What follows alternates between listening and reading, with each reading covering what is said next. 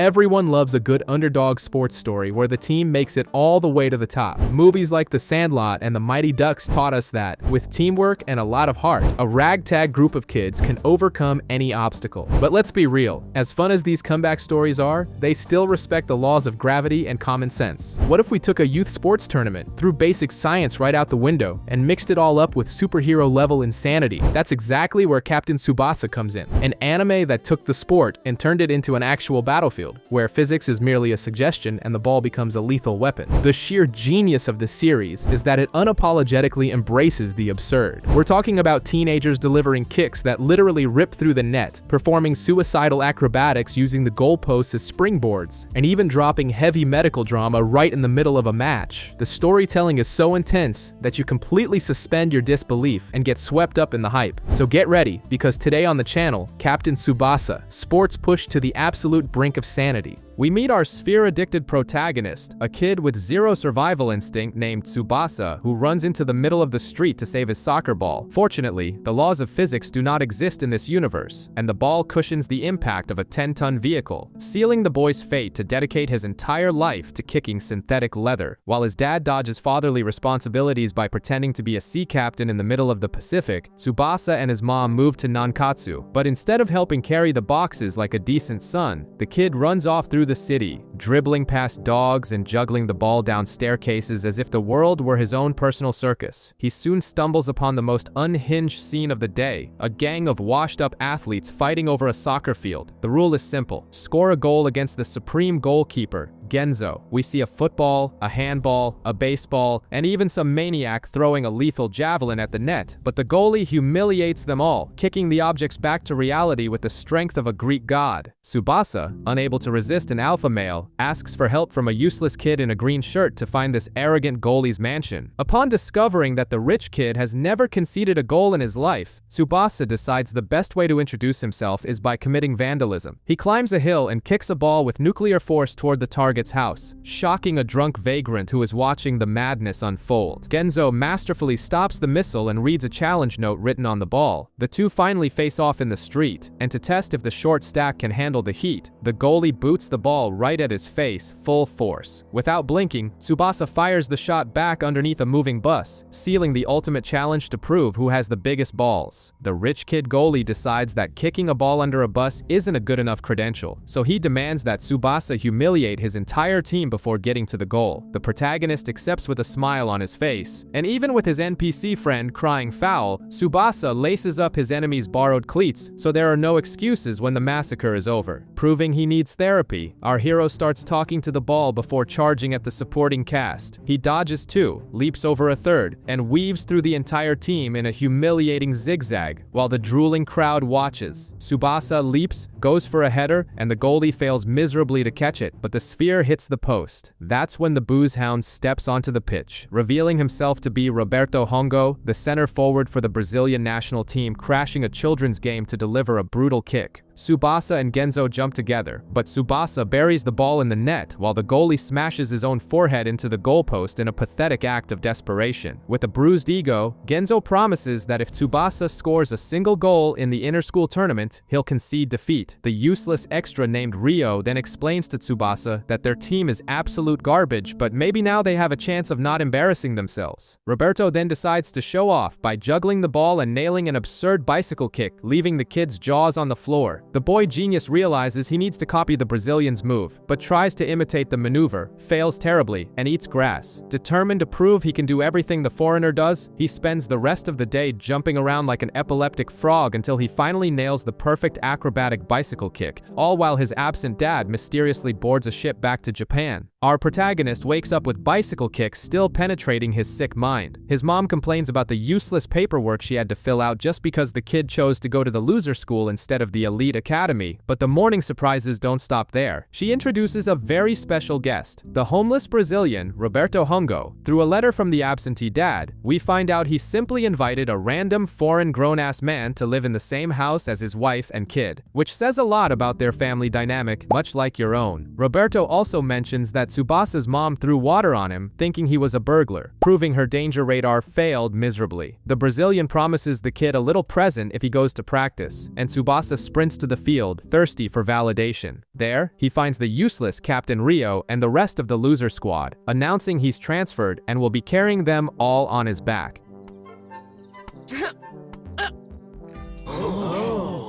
That's right, I've already transferred to Nankatsu. We're gonna be teammates! Out of nowhere, a bunch of arrogant snobs from Shutetsu Elementary show up looking to pick a fight and claim the field. Roberto, taking charge as if he owns the place, forces the teams to play each other, only dropping the unhinged advice to Tsubasa that the ball is his friend. The game begins and Rio immediately fails to steal the ball, but Tsubasa decides he doesn't need a team. He strips the ball from the enemy captain, sprints like a psychopath, and fires a cannon across the pitch that mercilessly shreds the opponent's net. The massacre continues with Tsubasa burying goal after goal, while Roberto watches from afar with a clinical and calculated gaze. Even the deadweight Rio manages to land a crooked header into the back of the net, finishing off the humiliation at 5-2. With the enemies gasping and destroyed on the ground, Roberto smiles wickedly, already knowing exactly how he's going to torture each of their bodies in the upcoming training sessions. The leather sphere addict prepares for his first day of class, running down the street like a lunatic in a rush to exist. Meanwhile, Roberto cries in the shower, remembering that the kid has the delusional audacity to want to crush Brazil in the World Cup. At school, Rio, the team's professional deadweight, brags about a recent victory where he was basically carried, announcing to everyone that the new kid scored 4 goals and they scored a retired foreigner as a coach. Tsubasa arrives spitting his cheap motivational talk about how everyone needs to make friends with the ball, which sounds like terrible relationship advice. At home, Tsubasa's mom snoops through Roberto's things and discovers that if the Brazilian takes one more hit to the head, his brain will turn to mush and he'll go completely blind, ending his career in depressing fashion. Ignoring his own medical tragedy, Roberto arrives at the field and decides to traumatize the children by launching a missile into the goal. A 5-minute challenge of legalized bullying begins. The team of scrubs has to keep the ball away from Tsubasa. Obviously, the protagonist steals the sphere like taking candy from a baby, bypasses everyone, and tears the net a new one with a precise shot. The cheerleader instantly starts dripping with admiration for him. Far away, Genzo is training like a pissed-off bull to block anything that flies his way. Back with the losers, Roberto enforces the absurd rule that no one can use their hands because his grandma doesn't like it, creating the dumbest sports philosophy ever and dooms Tsubasa to wake up at 5 a.m. every day to keep stroking his ball in the dark. A nomadic kid named Taro is throwing a pity party by the river because his dad is a hippie painter who keeps dragging his family all over the place, forcing the kid to change schools more times than you change personalities. Tsubasa continues his sick routine of trying to steal Roberto's balls bright and early. Later, the protagonist's mom tries to apologize for snooping through his medical records, but the Brazilian simply accepts his tragic fate that his eyes are going down the drain and his only joy in life now is bossing sweaty kids around on a field. The Nankatsu gang tries to go to school bouncing the ball on their feet, resulting in a show of public humiliation, where a Four Eyes almost breaks his own face on the stairs. Rio drags Tsubasa to spy on rival school Shutetsu's practice, and they find out the arrogant goalie pulled a sickie because he's still isolated at home, crying in the shower after conceding a goal to Tsubasa. Without their goalie, the so-called Shutetsu quartet runs a disgusting set piece and scores, looking like a middle school boy band showing off on stage. While Genzo trains until his arms fall off out of pure hatred, Tsubasa finally manages to snatch the ball from Roberto, turning the team's training into a hellscape of juvenile testosterone. The cheerleader keeps drooling over the protagonist like he's God's gift to the world, making sure everyone knows he's cuter than ever. To put the kid in his place, Roberto humiliates Tsubasa by putting him in goal and blasting the net before he can even blink, proving the protagonist's hands are completely useless. The power of a real pro player! Ugh. I've got it.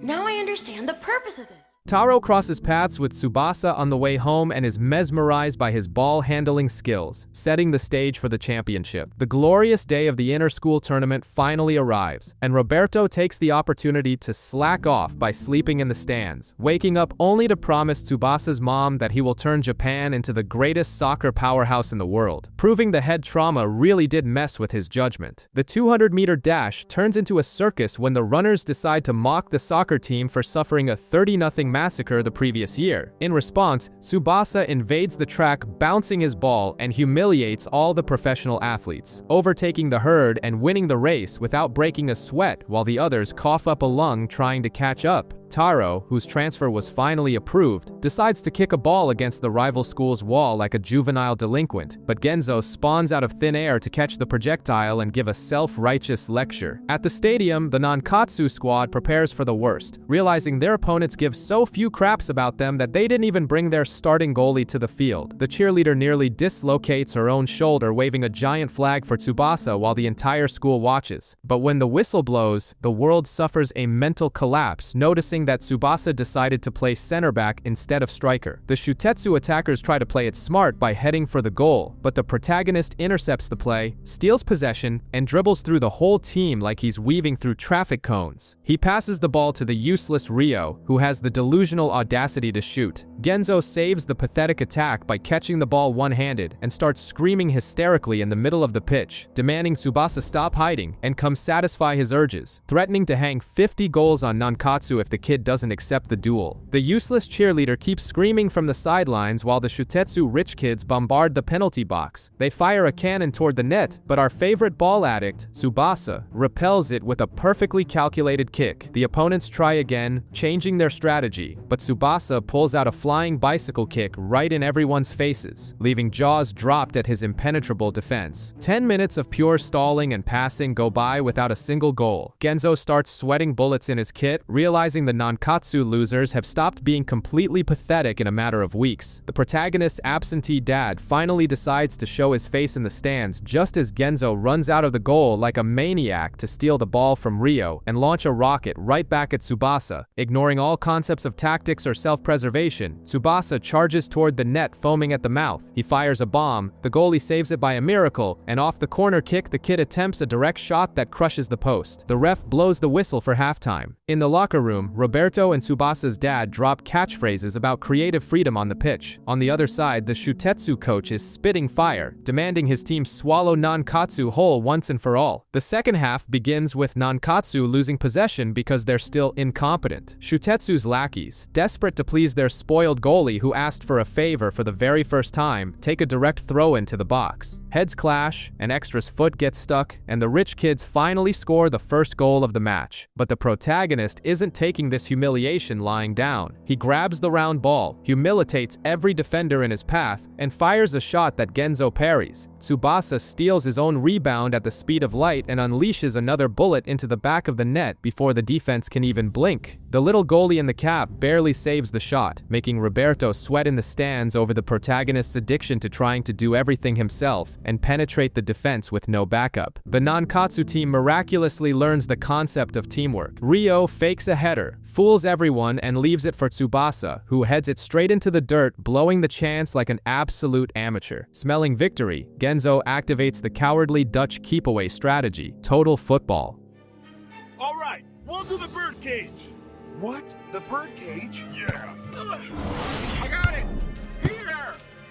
This is no good! The Shutetsu playboys start passing the ball around without attacking, creating a prison of unbearable boredom just to waste time, exactly like your love life. Outraged by this clown show, Ryo sacrifices his own ankle to intercept a pass and launch a desperate cross. The ball drops right at Tsubasa's feet, who revs his engine and charges like an animal in heat. He nutmegs the number 10, goes one-on-one with the goalie, and fires a shot. Genzo deflects it into the post, but the protagonist follows up with a brutal bicycle kick on the rebound, destroying the net and crushing the opponent's ego. Regular time ends and the match heads to extra time. Ryo has one foot in the grave, and out of nowhere, a wanderer named Taro Misaki invades the pitch, diagnoses the deadweight's injury just because he read some of his dad's books, and takes the number 11 jersey to play. Genzo tries to throw a tantrum and leave the stadium, but gets a well-deserved slap in the face from his own coach to stop being a coward. Extra time kicks off, and Taro proves he's more than just a pretty face, dribbling past two extras and playing a perfect 1-2 with Tsubasa. But on a Shutetsu corner, the unthinkable happens. Genzo himself leaves his comfort zone, runs like a runaway train all the way into the enemy box, and smashes an astronomical boot straight into the net, taking the lead once again in a burst of pure ego. With a measly minute left on the clock, the dynamic duo of Tsubasa and Taro run like madmen across the pitch. Genzo orders his goons to heavily mark them both, but incompetence speaks louder. The goalie has to go flying to intercept the ball and punch it back to the midfield. The Shutetsu rich kids go on the attack, attack, bypass Nankatsu's decorative defense, and shoot on an open goal, but Tyro spawns out of absolutely nowhere and clears the ball with a saving kick. In the frantic counterattack, the ball keeps bouncing from one head to another. Genzo leaps with everything he's got to catch it, but Tyro deflects it mid-air back to the protagonist, who finally secures the equalizer by burying a brutal header into the net. Despair sets in. In the final seconds, the two rivals jump together in an airborne clash of titans. Tsubasa smashes his forehead into the ball, while the goalie tries to catch the leather globe with all his might, but the ball goes wide, and the ref blows the whistle on this collective sweatfest. The two schools share the trophy so nobody goes home crying. The very next day, peace is shattered. Rio shows up screaming that the city is forming a mixed team for the national championship, throwing the elite and the scum into the same club. Meanwhile, the goalie in the cap gets a foreign magazine at home, discovers international gossip, and rushes to Nankatsu practice to drop the bomb. The booze hound Roberto Hongo's career is over forever due to a detached retina. The protagonist is devastated by the idea that his master will never sweat on a professional pitch again. He runs home and catches the Brazilian begging his parents to take him to Brazil. Without a second thought about the absurdity of the situation, Tsubasa accepts the indecent proposal to go live with the one-eyed foreigner in the land of football. The drama is resolved with the school board announcing the two arch-enemies will play on the same team, and his mom giving the kid the green light to cross the ocean. A bunch of harmless extras are getting crushed 4-0 by Meiwa, courtesy of our new favorite sociopath, Kojiro Hyuga. The guy runs over two opponents like a runaway tractor and kicks the ball with such brutality, he nearly amputates some poor kid's leg. When the players cry out begging for mercy, he simply spits in their faces, calls everyone weaklings, and bails on practice early. While Tsubasa spends his free time landing pinpoint shots with divine accuracy, Roberto has an existential crisis, questioning if kidnapping the kid to Brazil is really a good idea. Far away, Genzo is bored out of his mind, winning 7-0 in his own scrimmage until a useless traffic cone steps on his calf, ensuring a pathetic injury to add some cheap drama to the script. The script then decides Roberto needs to play Shaolin Master. He breaks a wooden board with a kick and drops an ultimatum. Tsubasa's Brazilian passport will only get stamped if he wins the national championship. On the first day of Nankatsu's tryouts, a bizarre event takes place. Kojiro magically spawns on top of Genzo's crossbar like an emo gargoyle. He drops down, crashes the pitch, steals the ball, runs over every player in his path, and unleashes a bomb that completely freezes Genzo. Get ready, keeper!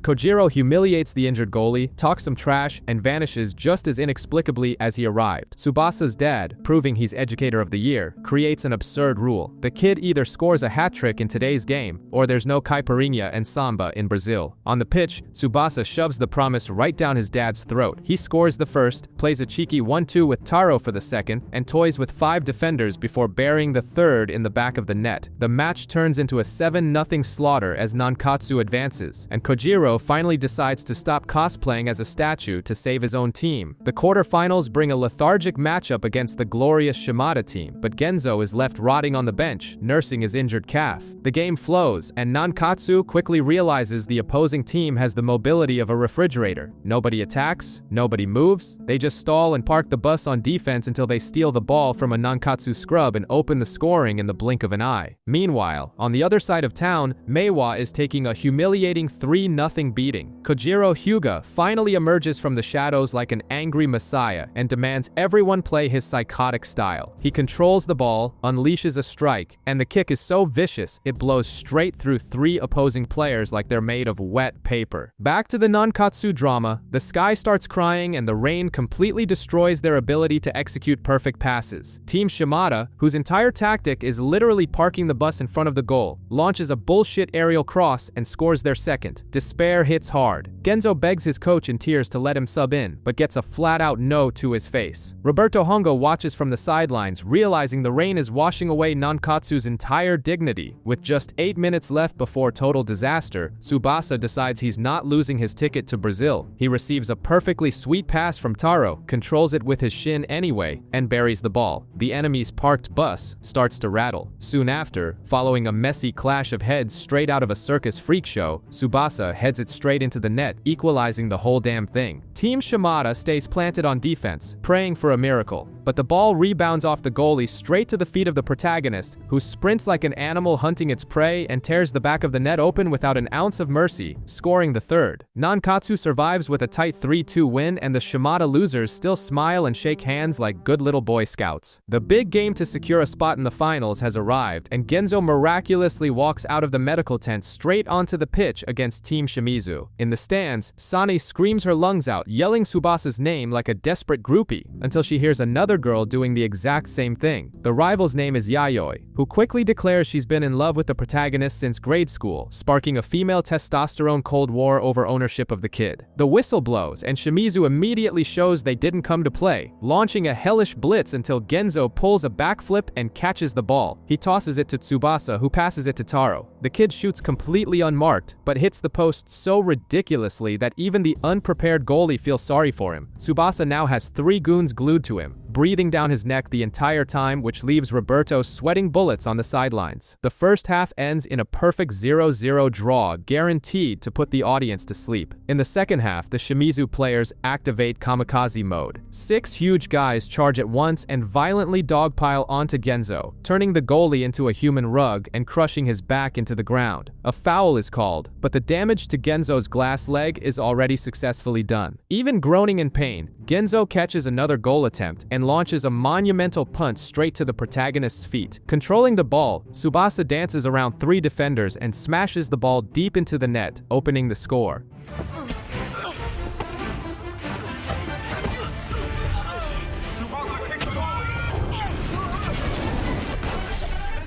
Yayoi nearly has a meltdown of joy next to her friend John Misugi, a preppy prodigy who's just there spying on the competition. With Genzo's foot ready to explode every time he lands, desperation kicks in during the final minute. But Tsubasa humiliates the defense once again and nails his 3rd goal of the match, officially becoming the tournament's hat-trick machine. Shimizu politely accepts the beating, and Nankatsu stamps their hard-earned passport to the national tournament. Roberto wakes up having an existential crisis about smuggling Tsubasa off to Brazil, while the 6th national tournament of sweaty brats finally kicks off. In the Sapporo vs Furano match, the crowd calls everyone scrubs, until Hikaru Matsuyama decides the pitch is his backyard. He controls the ball with so much possession that 5 idiots try to tackle him at once, but the kid glides through them as slippery as an eel, securing the win for his team. Meanwhile, Taro's nomad dad announces they are fleeing from rent again, forcing the kid to ditch his friends for the 1000th time. At the hospital, the doctor tells Genzo his bones are made of styrofoam, and if he steps on the pitch, his leg will crumble into dust forever. Without their miracle worker goalie, Nankatsu's defense turns into a giant sieve. Genzo pops up at Tsubasa's practice, cries about his orthopedic woes, and dumps the burden of leadership onto the protagonist's shoulders. The coach capitalizes on the misery and crowns Tsubasa as the new captain. Roberto tries to guilt-trip the kid's mom by asking if she won't miss him, but she tells her son to spread his wings, while Tsubasa's absentee father sends positive vibes from the middle of the ocean, fishing for tuna far away from his paternal responsibilities. On the train ride to the tournament, 2 weird twins play 1-2 passes along the tracks and even dribble past the local police. Arriving at the complex where 48 teams will slaughter each other in the group stage, the ultimate simp Ryo tries to make a move on Yayoi behind the protagonist's back, but gets run over by Nakanishi, an absolute unit who proclaims himself the new god of the goal just because Genzo broke his paw. In the group of death draw, Tsubasa immediately gets matched against the psychopath Kojiro Hyuga's Meiwa team, but Kojiro acts all cocky and announces he won't play the first match. Far from there, Sane and her gang of deadbeats hitch a ride in a random old guy's truck. The old man questions why she's hanging around with a bunch of dudes instead of being the team's official manager, and she admits she was rejected by the coach, leaving her with just the role of a hysterical fangirl swallowing dust. On the pitch, Tsubasa takes a solemn oath not to break anyone's shins, making Kojiro acknowledge his immaculate aura. Nankatsu sweats it out at practice, while the coach decides to spy on Team Meiwa and finds the guys dressed in black suits in the dark, striking satanic cult poses. He takes a gulp of sake to forget the weirdness and goes back to prep his team. With the stands packed with jobless people and a random woman narrating the fluidity of the game to the walls, Roberto Hongo finds the atmosphere adorable, reminiscing about how this would start a knife fight back in in Brazil. Kojiro crosses paths with the protagonist and promises to bury Nankatsu. As soon as the ref blows the whistle, Tsubasa and Kojiro charge like two bulls in heat, kick the ball at the exact same time, and are left with numb legs feeling the reality check. Takeshi Sawada steals the ball, but Taro spoils his fun and launches it from downtown right to Tsubasa's feet. The protagonist then decides to humiliate Kojiro on national television. He flicks the ball over the brute's back and ruthlessly backheels it in, scoring the first goal and making the sociopath swallow his own arrogance. At kickoff, Kojiro goes into AFK mode. He stands rooted next to the goal like a traffic cone, not even blinking when the ball dents the crossbar right above his head. But when Tsubasa advances again, Kojiro's killer instinct wakes up. He goes in for a criminal slide tackle. They both jam the ball together, and Tsubasa goes flying through the air, landing on his back. The blind ref says play on. Tsubasa tries to avoid it.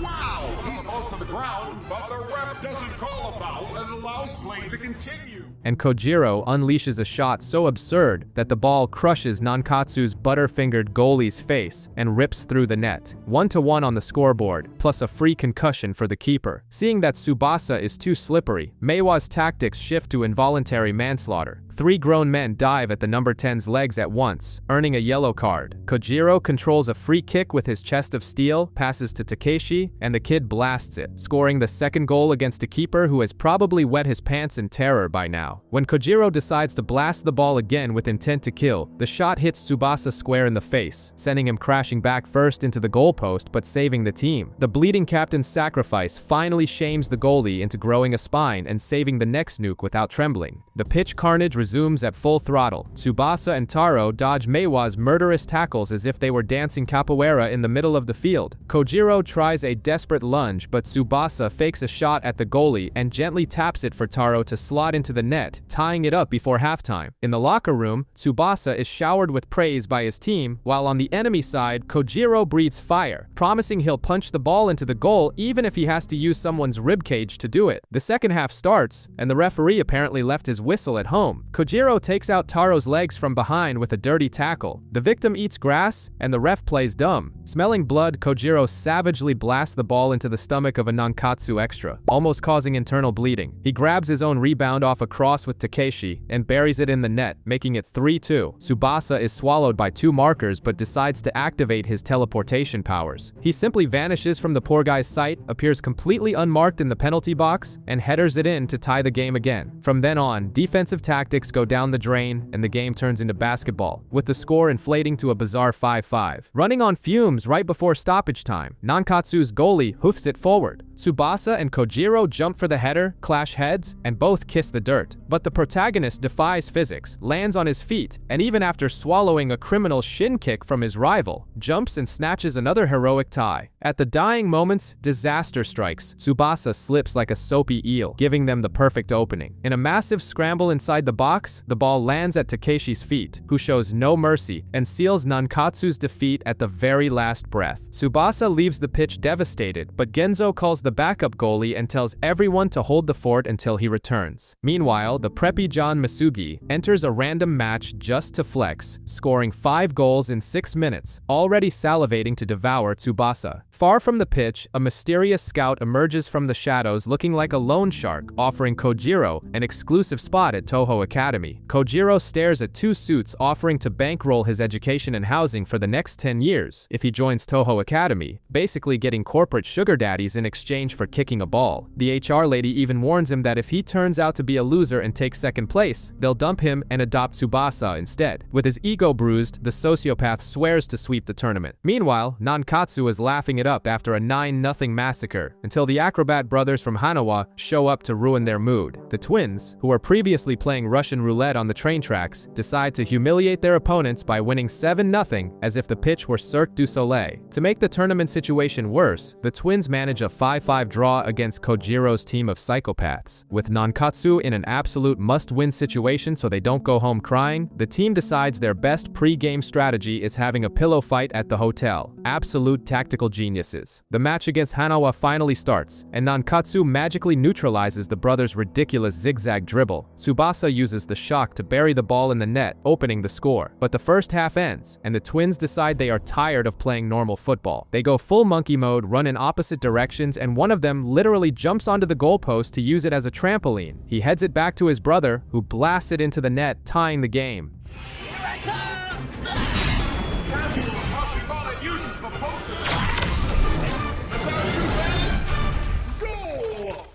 The impact of the maneuver is so brutal that one of Nankatsu's extras gets his leg mangled and starts bleeding on the field. To put the final nail in the coffin, the useless Ryo is subbed into the game. The circus twins try their goalpost trampoline trick again. The goalie parries it, and the useless Ryo, in the sheer brilliance of his peanut brain, kicks the ball straight into his own net. Hanawa takes the lead, and everyone starts cursing the poor bastard. But Tairo goes into drama mode, announces this is his last tournament before becoming a homeless nomad again, and tells the team to hustle and make up for it. Desperation sets in. Nankatsu tries everything, but Hanawa's defense is more closed off than your ex's heart. Until Ryo miraculously steals the ball, Taro kicks it with the power of sheer hatred right at the goalie's face, ensuring the ball rips through. The game is tied, but a draw means elimination for the protagonists. 3 minutes left and the clock is screaming. In a final corner kick, the ball falls to Tsubasa. One of the twins blocks it with his literal stomach and clears it. The desperation peaks. Taro lobs the ball up to the roof, and Tsubasa decides that copyrights are a sick joke. He blatantly copies the brothers' technique, jumps onto the damn goalpost to gain momentum, and executes an absurd bicycle kick that pierces the net, securing the 3rd point. Nankatsu turns the game around and cheats death. The ref blows the whistle, and the extras celebrate. Outside the stadium, a kid from Team Furano has the brilliant idea of bumping into Kojiro. The Meiwa sociopath immediately hands out slaps to the face as if he were saying good morning, and Tsubasa has to jump into the middle of the mess to prevent a public homicide. The knockout stage begins, and Genzo finally calls from the ICU to let them know his glass ankle might let him play the final. But the current problem is something else. Tsubasa shoots at the goal, and the ball bounces straight off a mountain with legs. The goalie, Nakanishi, is so wide, he has his own gravitational pull. He instantly sets up a counterattack, and his team scores the first goal. Nankatsu falls behind, and the obese wall blocks absolutely every shot. But Tsubasa decides to hurt the giant's ego, telling him he's not even fit to clean Genzo's gloves. Right after that, he unleashes such a powerful shot that the goalkeeper can't stop the ball, and he scores. The team gets into gear. Tsubasa uses his minions as a distraction. Nankatsu scores again, and the second half turns into a 5-1 massacre. In the round of 16, the target is Team Musashi and the glass prodigy John Misugi, who spends entire games sitting on the bench commanding others like an arrogant lord. In the middle of the street, Yayoi pulls a telenovela move, intercepts Tsubasa, and tearfully begs him to go easy. She reveals Misugi has a heart condition and could kick the bucket on the field at any moment, but Tsubasa is a ruthless capitalist and lets her know he doesn't give a damn about his rival's heart muscle. He needs the title to cash in on his ticket to Brazil with Roberto. On the other side of town, Misugi's team is getting thrashed. He gets up off his throne, steps onto the pitch smiling at Tsubasa in the stands, and single-handedly humiliates the entire opposing team. He breezes past guys like they're traffic cones and flips the score to 6-2 without even breaking a sweat. Knowing Tsubasa will play to break him, Misugi gets even more hype to show who owns the ball. Meanwhile, Kojiro's coach plots to summon a secret weapon to destroy everyone's dreams. The semifinals explode onto the screen with Furano and Meiwa ready to kill each other on the pitch, and Kojiro steps in with the mindset of a runaway bulldozer. The whistle blows and Meiwa advances, with Takeshi doing the dirty work of dribbling past everyone just to hand the ball perfectly to Kojiro. Furano's defense tries to play wall, but Kojiro isn't playing around. He steals the ball back, runs over the poor guys in his way just like you rushing to an all-you-can-eat buffet, and smashes the ball into the goal so brutally he breaks Tsubasa's speed record.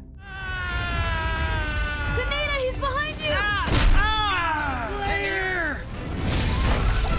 Goal! Goal from... But Matsuyama won't let his team cry in the shower. Kojiro keeps handing out slide tackles like flyers, until Matsuyama chests the ball and Kojiro comes sliding in to rip his leg off. The ref calls a penalty, but the Furano player reveals he masterfully milked the foul with theatrical flair, earning Kojiro a yellow card. Matsuyama steps up to the spot and buries the ball in the back of the net, tying it up. In the locker room, Kojiro is more drained than a squeezed juice box, completely exhausted. In the second half, Matsuyama's leg pain comes back to haunt him, and Kojiro uses the chance to blast the goal again. The carnage continues until Matsuyama takes a criminal slide tackle from a Meiwa extra, writhing in pain on the floor. On the free kick, Kojiro almost passes out trying to play goalie and blocks a shot, but Matsuyama ignores his rotting leg, kicks a screamer, and ties the whole damn thing again. The tension spikes when a Furano shot hits a Meiwa player's hand. Penalty. Kojiro panics, but out of nowhere, a mysterious long-haired player shows up yelling for a substitution. It's Wakashimazu, taking over the goal with the swagger of an anime villain. Matsuyama shoots with all his might, but Wakashimazu catches the sphere with humiliating ease and throws it straight to Kojiro. Kojiro runs, ignoring his failing legs, blows past Matsuyama lying on the floor, and unleashes an unstoppable cannon. Meiwa wins 3-2. The brute Kojiro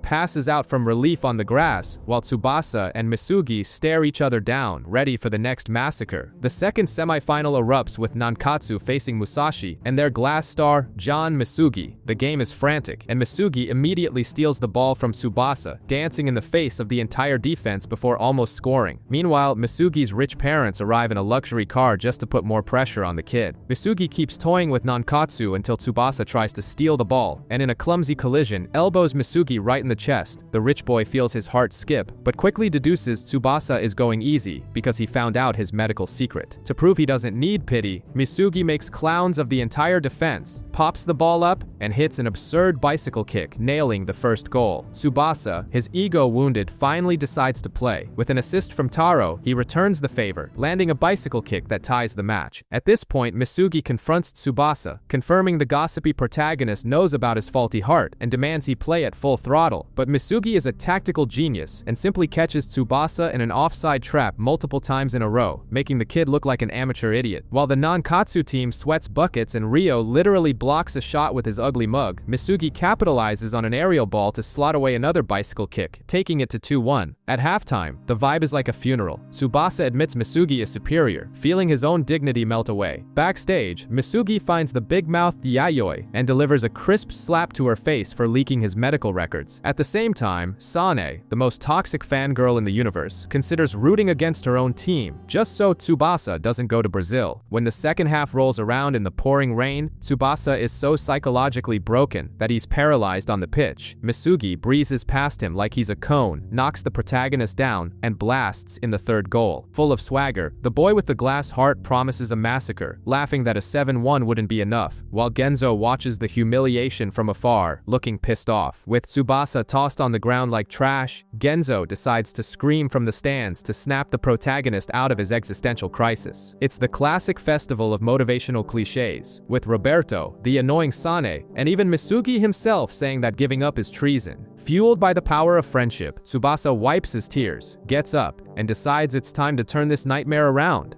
We're all here with you. Wake up! You should listen to Genzo.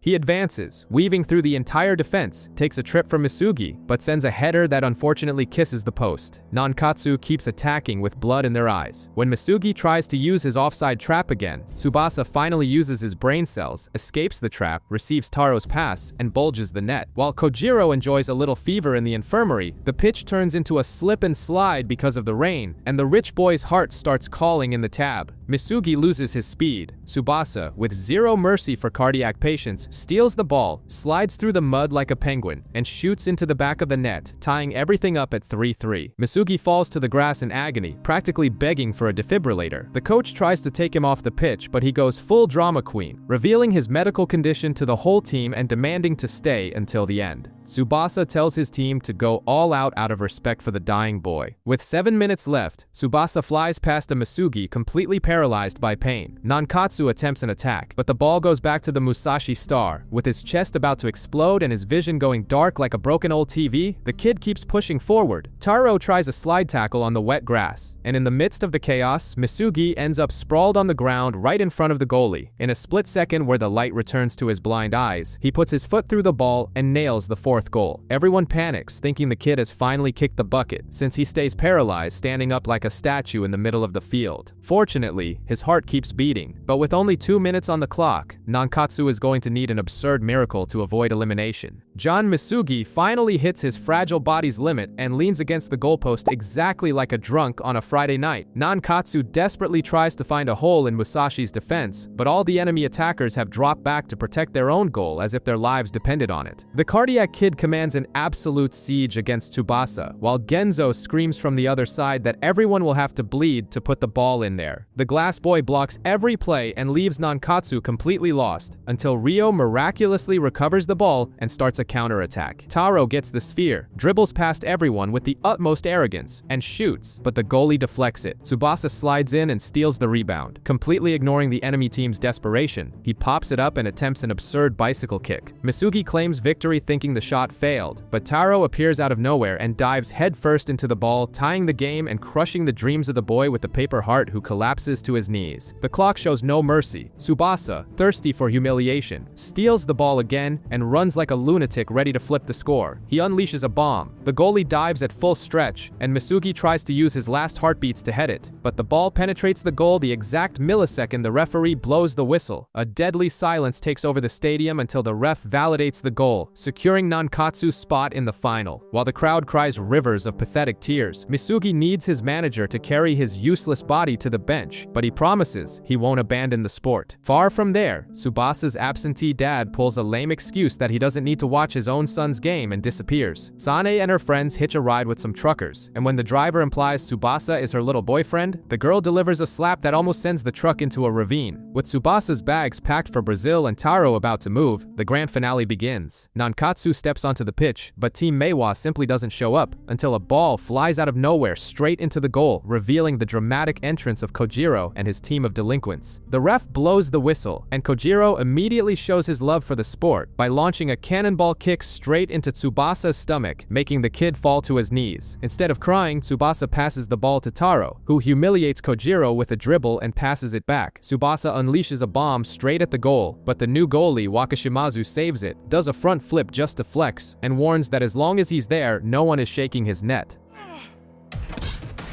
The ball was stopped by Team Meiwa's goalkeeper. Disappoint you, kid, but as long as I'm defending this goal, you will never score. Nankatsu tries to set up a planned play, fooling 3 defenders who were seduced by Tsubasa's body, but Waka Shimazu catches the header and sends the ball right to Kojiro's feet. Meiwa's human bulldozer ignores 2 opponents, running everyone over, passes to Takeshi, and gets it back to send a brutal shot. Unfortunately for him, Genzo blocks it and lets him know Kojiro will never wet the net under his watch. The freak show continues. Tsubasa fakes a shot but passes to Taro. Goalie Wakashimazu is caught out of position, but since this madman thinks he's in the Olympic Gymnastics Championship, he does a backflip and kicks the ball away. When Tsubasa grabs the rebound and shoots again, the goalie simply uses the goalpost as a trampoline to block it, proving he loves playing with hard wood thanks to his little karate lessons. Taro pops the ball up, and a bizarre scene unfolds. Tsubasa and Kojiro jump together for a bicycle kick, strike at the same time, and fall flat on their backs. Tsubasa almost goes to meet Jesus, but wakes up just in time to deliver a simultaneous double shot with Taro. The ball gains a demonic spin, ignores the laws of physics, and violently penetrates Waka Shimazu's goal, scoring the first point. Kojiro loses it. He charges like a rabid bull and tries to score by shooting from outside the box 3 times in a row, but Genzo blocks every single bomb, showing who's the real master of the whole. A Toho Academy scout watches in disgust, declaring that Kojiro's stubbornness just failed him the test. In the locker room, Kojiro throws a terrifying tantrum but ends up admitting he was a massive egotist and promises to turn the match around to secure his scholarship. The second half begins with Kojiro ordering everyone to beat up Tsubasa and Taro with violent slide tackles, turning the field into a war trench. The defenders slide across the grass like maniacs, but Tsubasa responds by juggling the ball so none of these savages can touch his balls. In a moment of carelessness, Kojiro steals possession, passes back, and receives it from Takeshi before launching a homing missile. Genzo throws himself himself at the ball, takes the devastating impact, and is hurled into the goal like a ragdoll, but miraculously keeps the ball outside the line. The crowd goes wild, but the goalie's leg starts hurting again, turning Nankatsu into a literal hospital ward. Tsubasa and Taro go on the attack, but Taro's ankle is crushed by a criminal slide tackle from Takeshi. Even in agony, he crosses the ball. Tsubasa decides to copy the Acrobat brothers, stepping on the goalpost to launch himself upward, but Wakashimazu pulls the exact same circus act. The goalie catches the ball mid-air, both crash to the grass, and Wakashimazu immediately launches a counterattack while Tsubasa and Taro eat dirt. Kojiro receives it, blasts the goal, Genzo miraculously deflects it to the post, but Kojiro himself dives headfirst into the rebound and ties the game. Nankatsu's situation is pathetic. Kojiro is bleeding from his forehead, but Taro is on the ground, bleeding from his crushed leg and having to be stretchered off. Tsubasa is limping like a zombie, and Genzo can barely stand. Tsubasa challenges Kojiro for a shot, loses miserably, and goes flying. A Meiwa henchman unleashes a screamer, and Genzo makes the save, but falls to the ground groaning in pain, leaving the team with 3 cripples on the field. With 12 minutes left, Meiwa takes a corner kick aimed at Kojiro's head. All of Nankatsu jumps to stop the bulldozer from shooting, but when he finally manages to unleash a bomb, the ball smacks Ryo dead in the center of his face. The kid collapses to the ground but gets up right after, proving there can be no brain damage where there is no brain. With the crowd screaming, Taro limps back onto the field, promising to leave everything in the hands of a completely busted Tsubasa. Taro decides that cartilage is overrated and stays on the pitch, limping around like a corporate zombie. The coach pretends to care, but the truth is, the kid is gonna run until his bones crumble to dust. Takeshi notices the poor guy's busted leg and breezes past him without an ounce of pity, proving that fair play is an urban legend. After a bombardment, where even the useless Ryo tries to block with his ugly mug and fails miserably, the ball falls to the protagonist. Tsubasa charges forward, ignoring the pain, and shoots with everything he's got. Wakashimazu tries to block it with his elbow in a totally illegal karate move that deflects the ball away. In the middle of the mess, Kojiro gets a sweet pass. The pitch sociopath ignores all marking and launches a ballistic missile. Genzo tries to be the hero by diving for the ball, but Kojiro's shot has so much pent-up rage that it literally tears through the goalie's glove and penetrates the net without warning, turning the score in Meiwa's favor. Yuga quickly recovers and gets ready to shoot.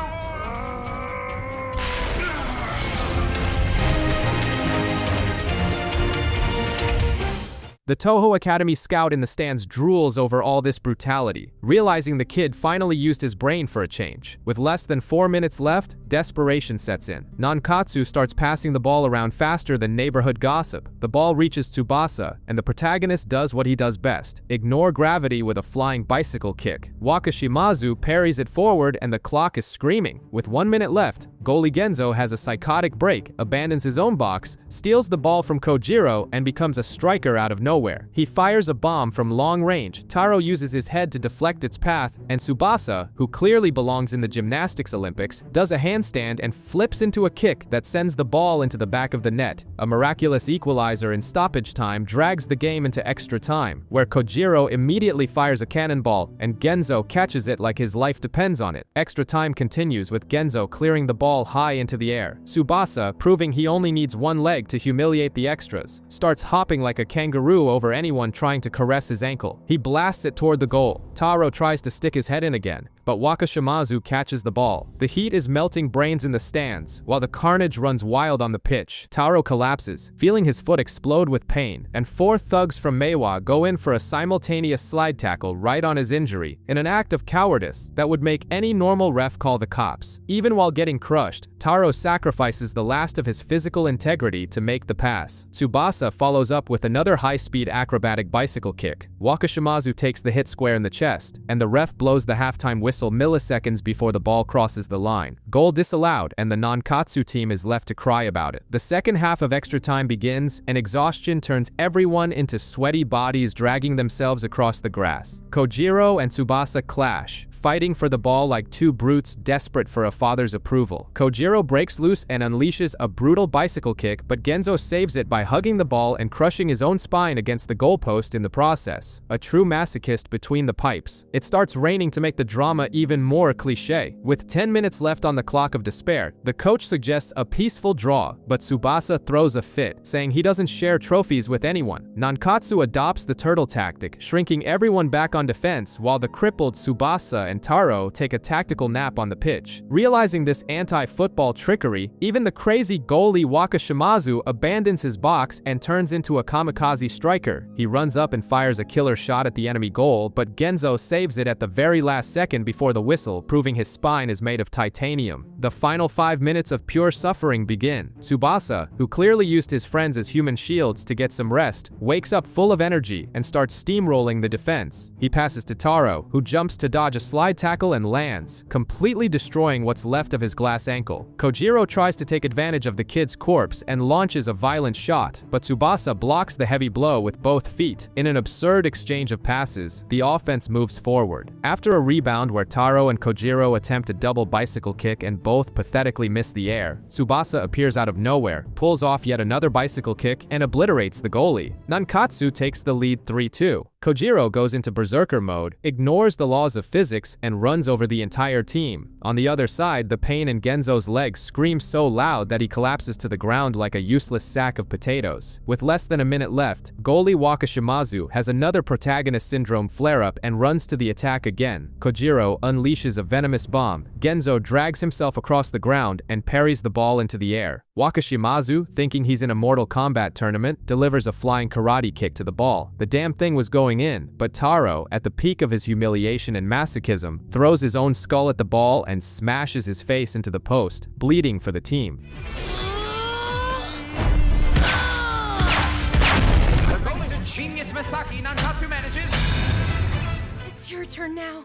The ball falls right into Tsubasa's lap, who takes off foaming with rage. He dribbles past everyone with so much aggression that Takeshi simply gives up on life and stops running. Kojiro tries to challenge him with pure brute force, but gets run over. Wakashimazu jumps to catch it, but Tsubasa lobs the poor guy and unleashes a kick so disproportionate it tears through the net, pierces the atmosphere, and ends up outside the stadium. Final whistle, 4-2. The sweaty rivals shake hands, a peaceful vibe reigns, until Roberto Hongo looks at the champion Tsubasa and announces he's not taking the kid to Brazil at all. A true masterclass in shattering childhood illusions. The closing ceremony rolls around and our prodigy, addicted to kicking spheres, raises the victory flag while the crowd weeps with joy. But his mom realizes the Brazilian boozer has vanished off the face of the earth. While Tsubasa swears on live TV that he's going to Brazil with Roberto, the Toho Academy scout shows up drooling to recruit both Kojiro and Tsubasa, leaving the hot-headed striker confused at being the second choice for his own recruitment. Tsubasa's mom comes running with an updated paternal abandonment letter. Roberto bolted to Brazil alone, whining on paper that he would just be a blind dead weight in the kid's life. Tsubasa hitches a ride with some random old guy and rushes to the airport, only arriving in time to see the plane taking off, screaming at the sky as if he missed a family vacation flight. Days later, the nomad Taro is packing his bags again. The gang signs a ball to give as a gift, but Tsubasa is alone on the riverbank, hugging the notebook of techniques the Brazilian left him as a consolation prize. In a dramatic sprint, Rio and Tsubasa arrive at the bus at the very last second, and Tsubasa kicks the signed ball right into Taro's hands to seal their friendship. And because abandonment attracts abandonment, Genzo pops up out of nowhere, announcing he's bailing to Germany with his coach to become the ultimate goalie and suck the life force out of European football. They play a little farewell kickabout, Tsubasa unleashes a brutal bicycle kick, the goalie parries it, and the protagonist swears eternal loyalty to Nankatsu. 3 years flash across the screen. Genzo is already practically on the national first team and the whole gang is in junior high. Kojiro is still punching the air at Toho with Takeshi as his doormat, while Tsubasa spawns on the Nankatsu pitch, unleashing a colossal strike, ready to be the first human being to crush everyone 3 times in a row in the championship. Nankatsu went from a school of losers to a rival grinding factory just because a football maniac decided to carry everyone on his back. Now, in his final year of junior high, Tsubasa has become a midfielder and continues punishing everyone. While Sane drools over him in the stands, he gives interviews feigning humility, but secretly cries over missing Taro and his runaway Brazilian master. Tsubasa is even swallowing Portuguese lessons to go to Brazil, and his parents agree to ship their only son off to another continent without batting an eye. In the preliminaries, rivalries. Urabi's team chickened out of a friendly match to hide their 2-cent tactics, but they decide to go spy on Nankatsu's practice. To assert dominance, a new kid named Shun Nida unleashes a monumental strike straight at the goal like a rabid eagle, leaving everyone choking. We find out he's the school's new running machine, capable of doing 100 meters in 11 seconds, and he uses all that speed to fire off the falcon shoot. The next day, Tsubasa has fire in his eyes while training the freshman. He simply refuses to pass the ball, dribbles past his own team, shoots at the goal, and even curses out his friends for being too useless to keep up with his absurd pace.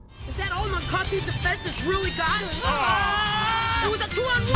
Murasaki! Wakabayashi would have been able to stop that kick with a single hand!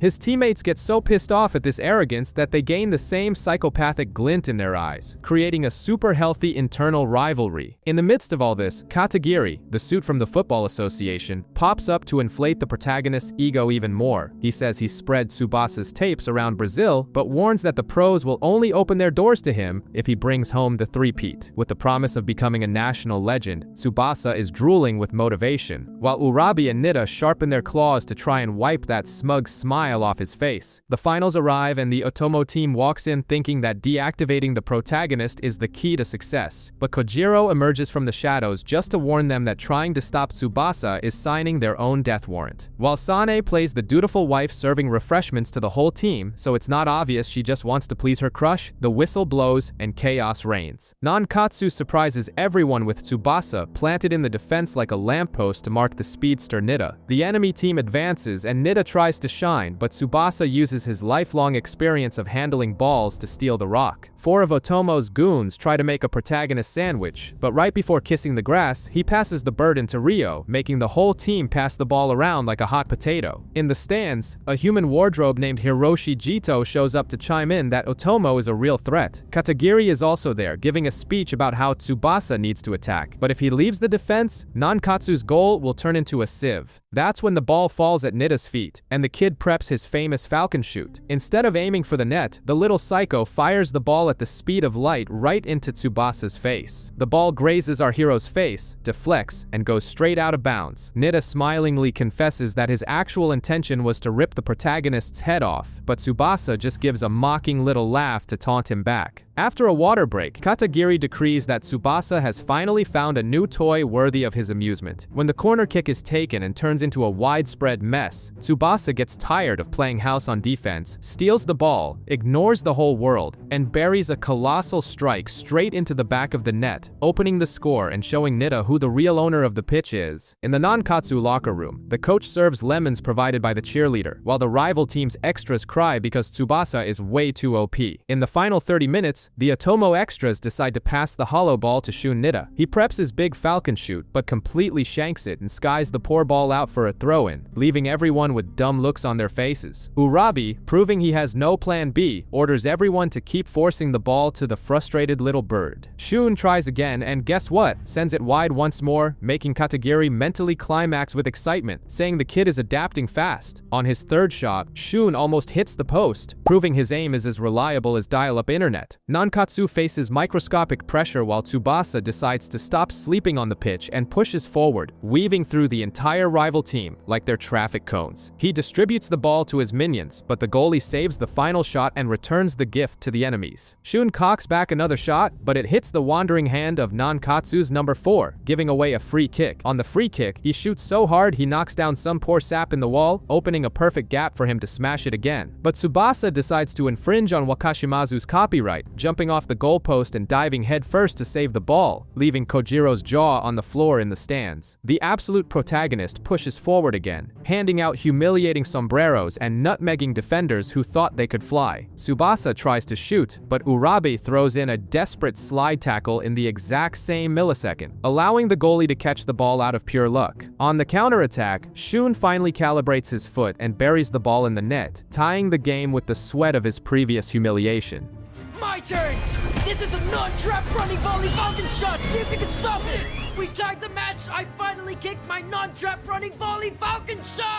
But the protagonist has no time for a draw, and in a frantic passing sequence with his underlings that melts Otomo's entire defense, Tsubasa receives the ball and blasts it past the goalie, who didn't even have time to blink. With an absurd 80% success rate, he secures the lead while his useless team just needs to pray they can hold the score. With less than 10 minutes to go and Nankatsu in the lead, desperation hits Otomo. Urabi steals possession and feeds the ball to Shun Nida, but Tsubasa stole Misugi's tactical copyrights and sets an offside trap, leaving the frustrated little bird looking like a fool. Nankatsu pushes forward like a steamroller. Ryo crosses to the protagonist who fakes a deadly shot, but unleashes a cowardly pass to an extra who heads it into the back of the net. The ref blows the whistle. Nankatsu seals their three-peat, and Shun admits defeat while Urabi promises to pay his pending bet to Ryo, proving he at least has a loser's honor. Tsubasa grabs the mic in the interview and instead of mentioning his current rival, says he's dying to play around with Taro Masaki's balls, leaving Kojiro Hyuga completely furious and jealous in the stands because he isn't the protagonist's crush. Meanwhile, in Germany, Genzo got absurdly jacked training with the pros, and his masters agree that there's not a single poor soul left in Japan on Tsubasa's level. Elsewhere, Furano massacres some poor scrubs 7-0, and the Circus Monkeys, the Tachibana brothers, stuff 5 goals past another useless team. As for the giant Nakanishi, he concedes a pathetic goal to Soda off a wicked bending shot and goes home early. The real tension kicks in when John Misugi gets cleared by his doctor to play on the pitch for 30 minutes after 2 years of being forced into retirement by his own heart. In the Toho Academy vs Musashi clash, Kojiro starts right off the bat destroying the defense and smashing in his 3rd goal. Unable to endure the humiliation from the bench, Misugi forces his way onto the pitch in the first half, wanting to drain all his pent-up energy into the match. He immediately steps in dancing circles around Kojiro, dodges the murderous slide tackles, controls the ball masterfully, and blasts in a goal right away, cutting the deficit. Toho's coach panics and pulls Takeshi back on defense, but Misugi's blood is boiling. He slide tackles the ball away from Kojiro, pulls off a humiliating 1-2 with his minions, and unleashes a bomb at the goal, which the long-haired goalie Wakashimazu only manages to save by some divine miracle before the halftime whistle. The Gossip Girls run to tell Tsubasa that the fragile-hearted prince has entered the pitch. In the locker rooms, the Toho coach demands that Kojiro stop trying to solve everything himself, like a sociopath, and use his underlings, while the Musashi coach warns that the expiration date on Misugi's body is up in 20 minutes. Upon returning to the pitch, the ball is glued to Misugi's feet. Takeshi tries to rub up against him while marking, forcing Musashi to fall back. Misugi attempts a long shot, but Wakashimazu leaves his house and swallows the ball mid-air. Kojiro launches into a furious counterattack, only to be completely humiliated when Misugi springs his usual offside trap, making the linesman destroy the Tiger's dreams. Time melts away, and the defenses become impenetrable walls. As the clock ticks down to the final moments of Misugi's lifespan, Musashi crosses a free ball, but Wakashimazu punches it out for a corner with a brutal strike. Refusing to surrender, Misugi flies into a suicidal bicycle kick and blasts the ball. The long-haired goalie tries to use his primal tactic of springing off the goalpost, but the ball absolutely violates the net and ties the game. But the hospital bill finally arrives. The prince's heart fails, and he collapses to the ground, writhing in pain. The coach prepares the substitution, but Misugi begs with tear-filled eyes to keep spending his final heartbeats on the grass. Toho resumes the attack. Kojiro runs over 2 extras, and Misugi decides to match him in a deadly sprint side by side. With his life flashing on his HP bar, Misugi almost faints, but uses his own head to steal the ball from the brute. In the final 5 minutes, Musashi puts together a mind-bending passing sequence, tearing through the entire pitch until they're face-to-face with the goal. The extra preps the miracle shot, but Wakashimazu leaps like a demon, blocks the strike, and steals the ball, murdering any hope the rival team had left.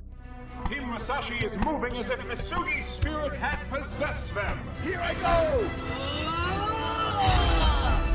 What the?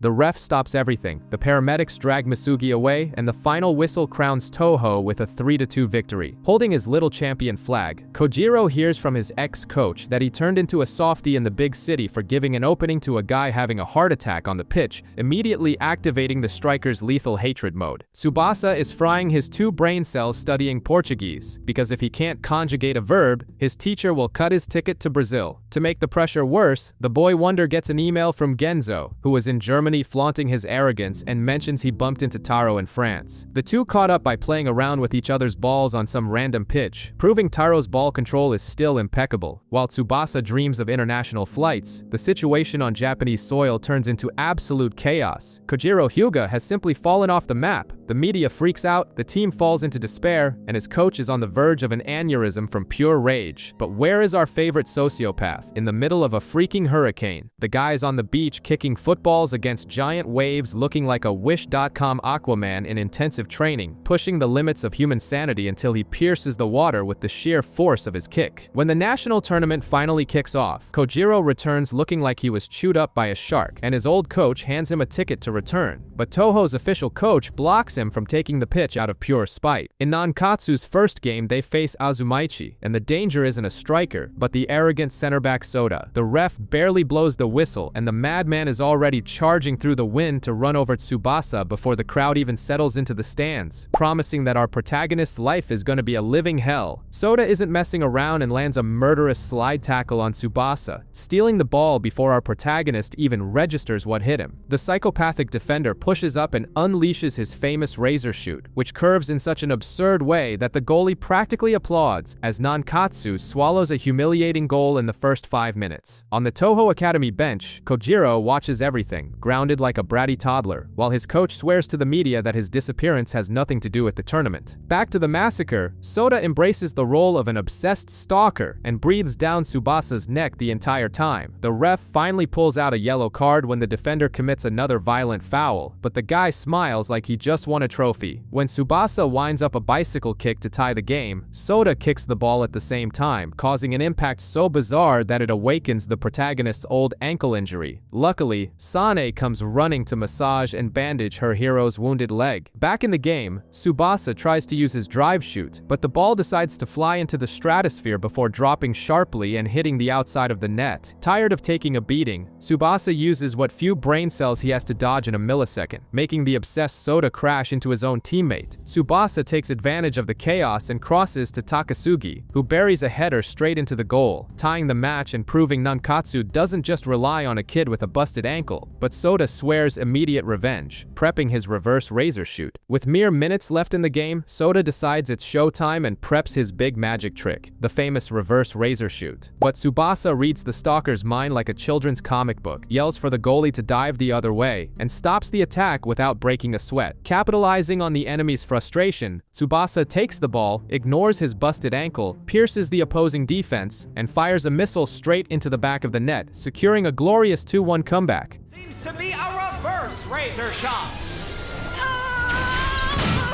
Murasaki, pass me the ball!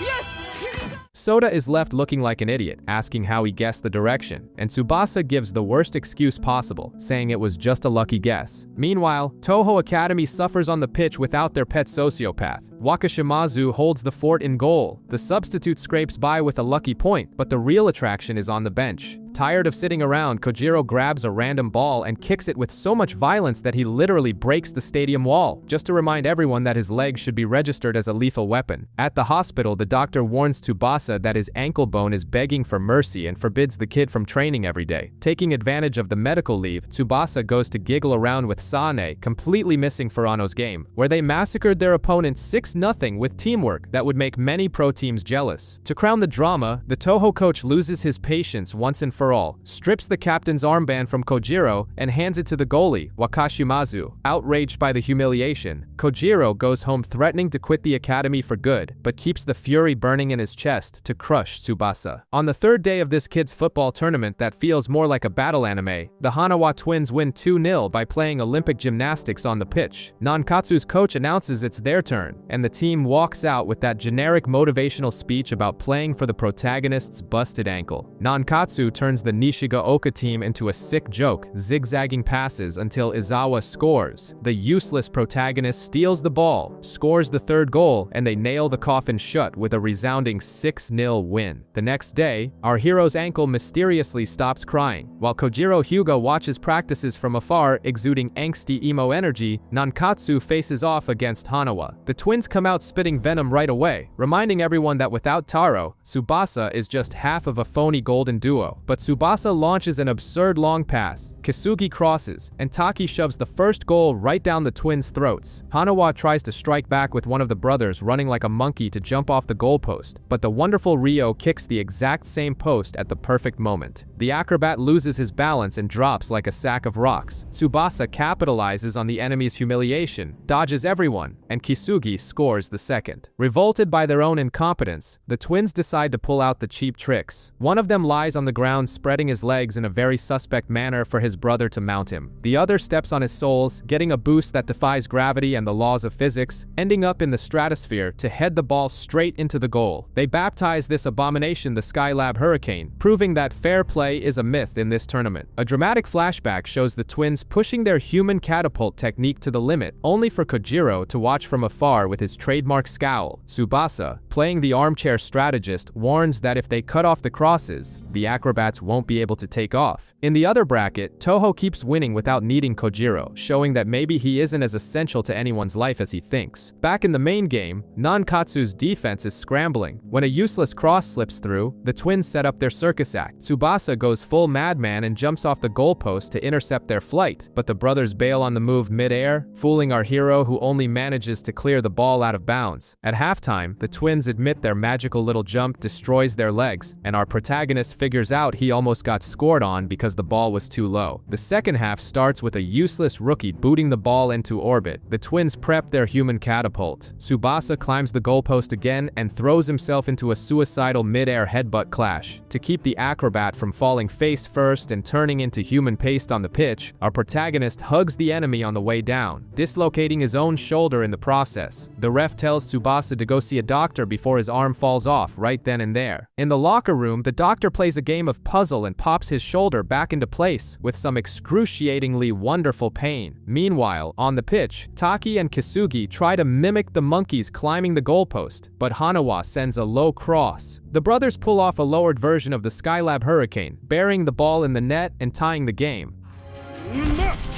What? The ball's flying in a straight line. What's that?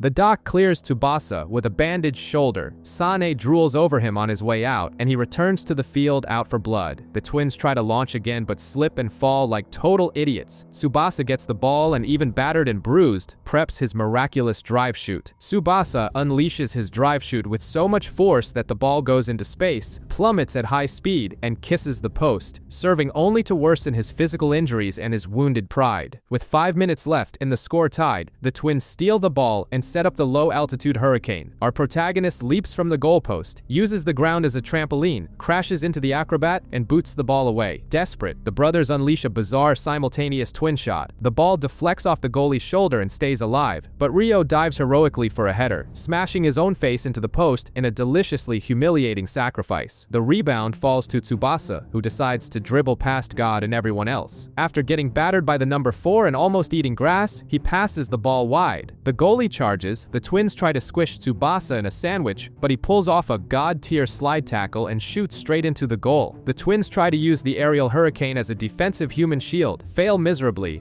bite the dust, and swallow their elimination while Nankatsu advances to the finals. In the stands, Kojiro ignores Matsuyama's crying and pretends that warming the bench is a lifestyle choice. At home, the sickly John Misugi scolds Kojiro while playing with some kids, begging him not to chicken out before the final showdown. Day 5 of the tournament arrives, and Toho's coach keeps Kojiro grounded on the bench. While the old foreign coach decides to play scout and poach young talent for Europe, Tsubasa goes to the clinic to cry about his pain. The doctor spots the fancy ankle bandage, figures out Sane is involved, punches our clueless hero in the head, and tells him to man up. On his way out, the giant Hiroshi threatens Nankatsu and nearly crushes the protagonist's hand in a bone-breaking handshake. To wrap up this freak show, Kojiro is seen training in isolation, nuking the ball into the net with lethal force, leaving Tsubasa green with envy at the sheer power of his leg. A workaholic coach makes his female assistant serve juice made by his own wife to the Furano team, and Matsuyama takes the chance to pull a Mexican soap opera romantic drama with Yoshiko, who's moving to the US next season. In a blazing heat that would fry your brain, trains, Matsuyama promises a championship victory as a farewell gift, because apparently, sweaty teenagers playing soccer is the peak of Japanese romance. Meanwhile, Toho Academy is bulldozing the competition, with Takeshi Sawada leading a 3-0 massacre and Wakashimazu saving everything as if the ball were made of styrofoam. Game over for them, and Furano finally takes the pitch to sweat it out against Naniwa. Naniwa's giant captain decides to play the lone wolf hero, and the game turns into a chaotic mess of flying slide tackles until some random number 10 heads the ball straight into the net, putting Furano at an early disadvantage. Trying to fight back, Matsuyama attempts to carry the team on his back, just like you trying to save your grades at the end of the semester. But the enemy defense is blocking everything, even their thoughts. At halftime, the Furano kids are melting in the heat because their bodies only function in penguin mode. Back to the desperation, the captain refuses to lose in front of his long-distance crush. He triggers a motivational flashback of them training in an absurd blizzard, fires a nuclear shot right along the ground, and ties up the disaster. With 10 minutes left, Furano goes into a spontaneous combustion of motivation. Matsuyama dribbles past everyone, goes one-on-one with the goalie, and instead of shooting, passes to a teammate who is finally useful for once and smashes the ball in. Furano wins, tears flow in the locker room, and everyone celebrates like they just won the lottery.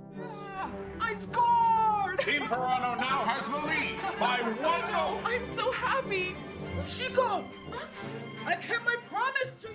Nankatsu takes the field against Hirado, but it looks like they got hit by a freight train right in the first minute. The behemoth Hiroshi Jito knocks Taki down using just a knee and unleashes an atomic cannon at the goal. The goalie tries to pray, but the speedy dwarf named Sano deflects the ball at the last millisecond and opens the score, rubbing the absurd humiliation in everyone's face. Tsubasa tries to play the optimistic leader, but reality hits hard when Hiroshi tosses our useless protagonist aside with a shove that breaks the laws of physics and fires off another meteor. Ryo, proving his only purpose in life is being a meat shield, tries to stop the ball with his own face. Sano humiliates him by dodging like a ghost and passes to Hiroshi, who stuffs the ball and the entire goalie into the net. 2-0, and Nankatsu is already crying. Hirado slaps on a man mark that sticks like a tick on a stray dog, and the pain in Tsubasa's blown-out shoulder decides to return just to liven up the party. Hiroshi is so bored that he literally gifts the ball to the protagonist just to see if the game gets any less pathetic. Tsubasa hits the post and collapses flat on his own injury, agonizing while Hiroshi invents an absurd reverse spin on the ball, dropping the third goal right into Sano's lap as a freebie. Getting completely thrashed 3-0, Tsubasa simply turns his brain off and passes out in the middle of the pitch. In Dreamland, he has a mystical hallucination with Genzo, Roberto, and Taro begging him to use the famous drive shoot. Revitalized by the power of his fever dreams, our hero gets up, completely ignoring that his body is decomposing, ready to cheat his way through the second half.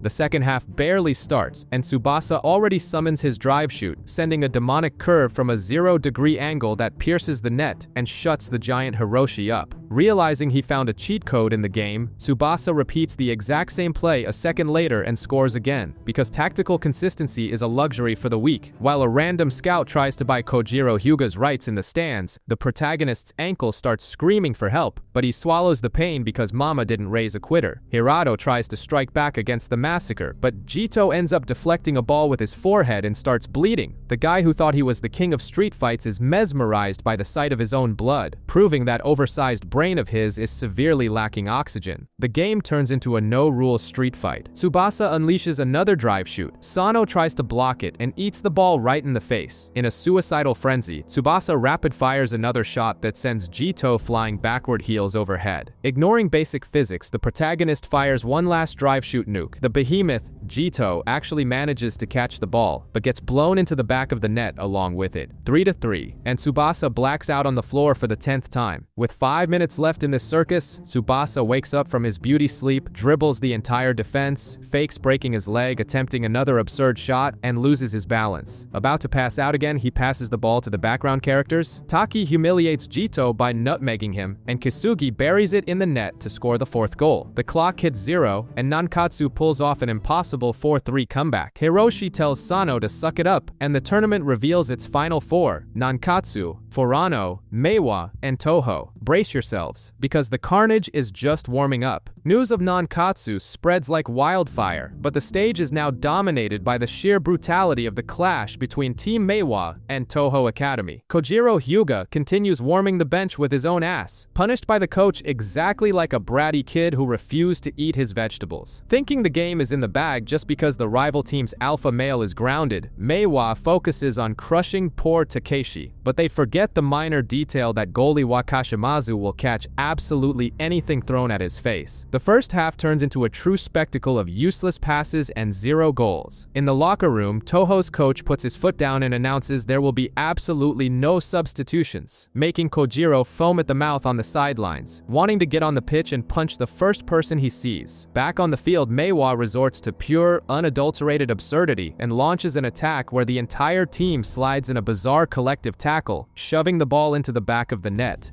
Guys, we have to clear the ball and fast! Toho Academy needs to get the ball out of their danger zone.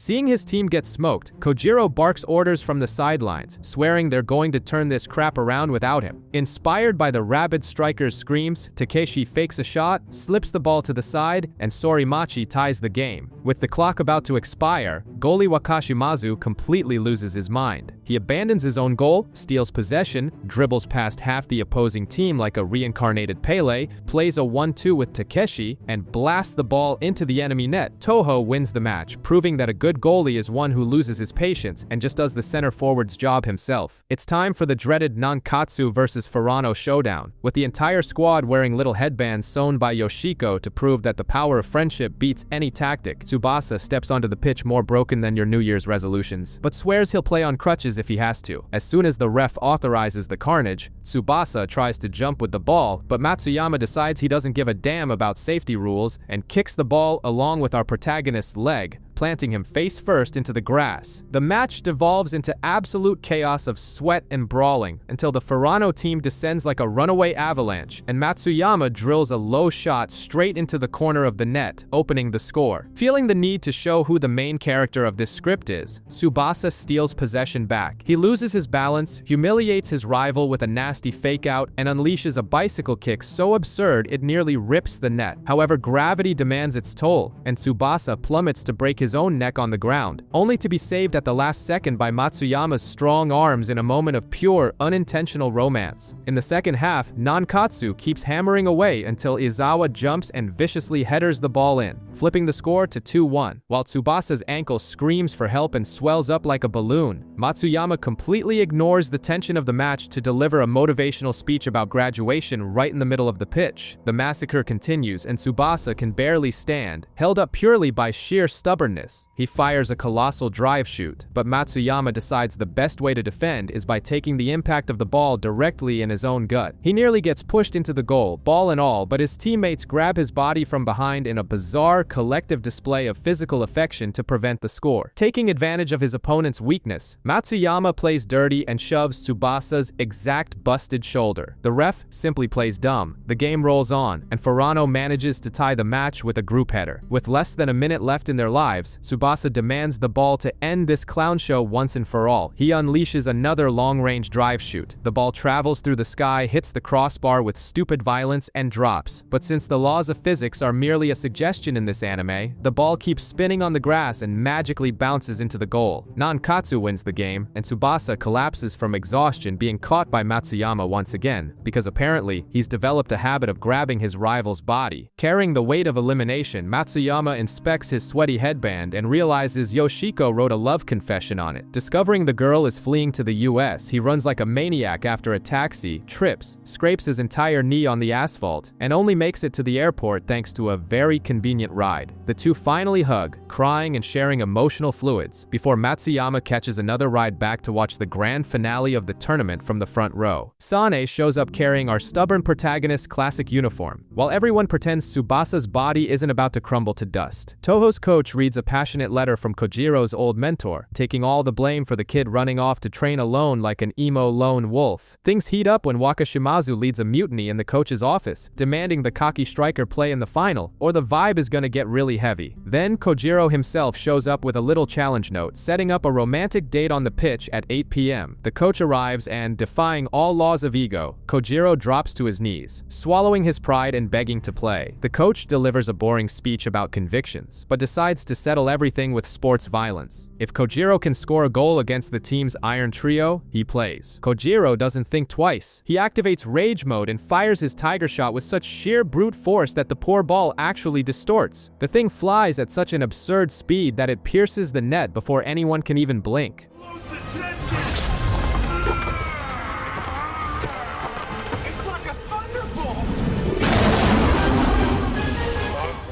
The coach puts the kid in the starting lineup and, in a fit of unnecessary drama, hands his resignation letter to the principal for breaking his own precious rules. Meanwhile, at the hospital, the doctor warns Tsubasa that playing will destroy his future, but like a good, ignorant protagonist, he decides to risk his own ligaments. Sane delivers the uniform. The crowd goes wild. An old man Kira shows up in the locker room to beg on his knees too, only to find out the kid is already starting. Kojiro takes the field stronger than ever, planning to ditch the team after they win. The whistle blows, Takeshi touches the ball, and Kojiro instantly unleashes a kickoff Tiger Shot that explodes against the crossbar just to show everyone that this match is going to be pure violence. The ref tosses a new ball to the goalie since the last one was nearly disintegrated by Kojiro. The Nankatsu crew is practically soiling their pants in fear, but Ryo tries to motivate the losers. Tsubasa advances, pulls off some magical passes, and Ryo even attempts a direct shot on goal, but Wakashimazu saves it without breaking a sweat. The ball goes back into play. Takeshi tries to ignore Tsubasa by going head-to-head, but Izawa steals the sphere and backheels it to our injured protagonist. Tsubasa summons his drive shoot. The ball flies into the stratosphere and plummets like a meteor toward the goal. Wakashimazu takes a second to process it, but the ball explodes against the post, leaving everyone looking dumbfounded. The long-haired goalie reveals he spent the last few days catching Kojiro's savage shots just to learn how to deal with this exact technique. And speaking of the beast, Kojiro gets the ball, ignores the laws of physics, and fires a Tiger Shot that tears through the defense and goes straight into the goal, making it 1-0 for Toho. Nankatsu launches a desperate counter. Tsubasa and Kojiro almost kill each other in a tackle, but Tsubasa jumps, bails on the clash, and preps another drive shoot. Wakashimazu pulls off a ridiculous acrobatic move on the goal line, grabs the ball, but the damn thing keeps spinning with so much force that it pushes the entire goalie into the net. Tsubasa ties the game, but Wakashimazu's shoulder flares up. We find out that 4 years ago, he wrecked his body saving a puppy from getting run over, proving that no anime character escapes a tragic flashback. On the ensuing corner kick, the pain returns, and the goalie can only punch the ball away. Tsubasa tries to cue up another drive shoot, but his peanut brittle ankle fails miserably 15 minutes into the game, and the ball flies right out of the stadium.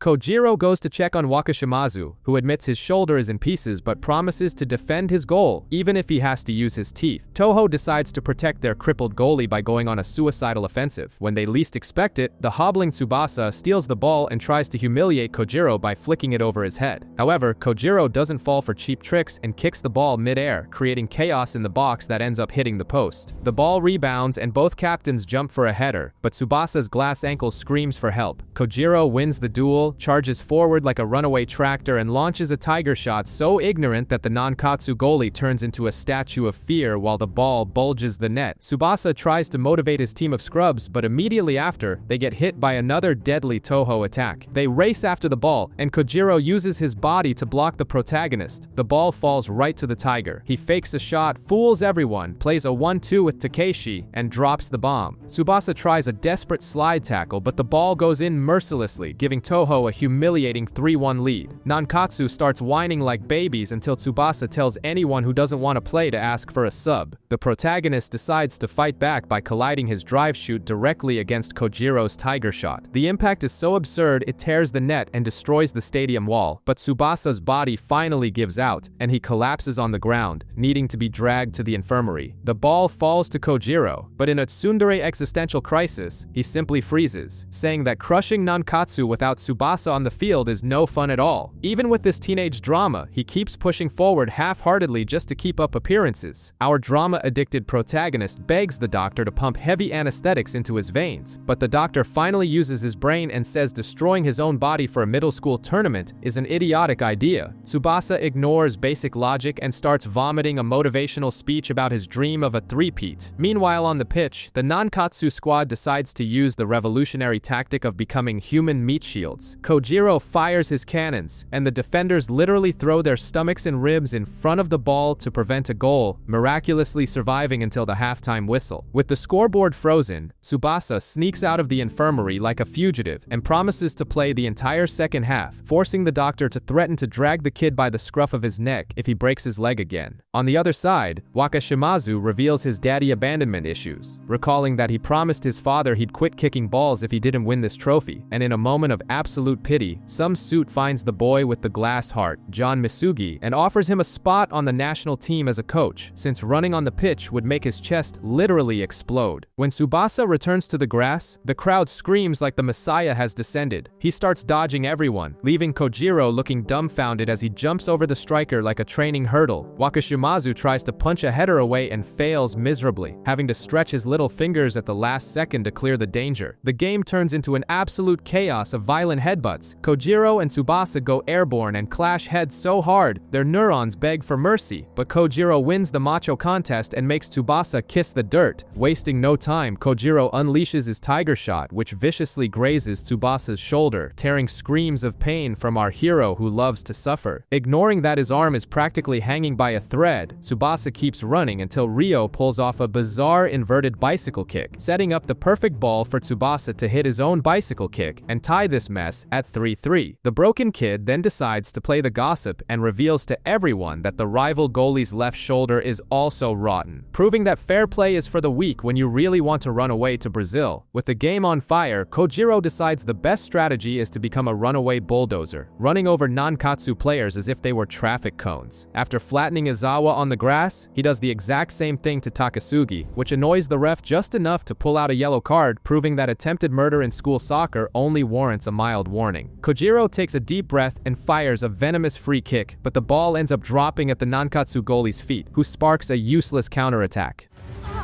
No! Ready, Captain! Whenever you want!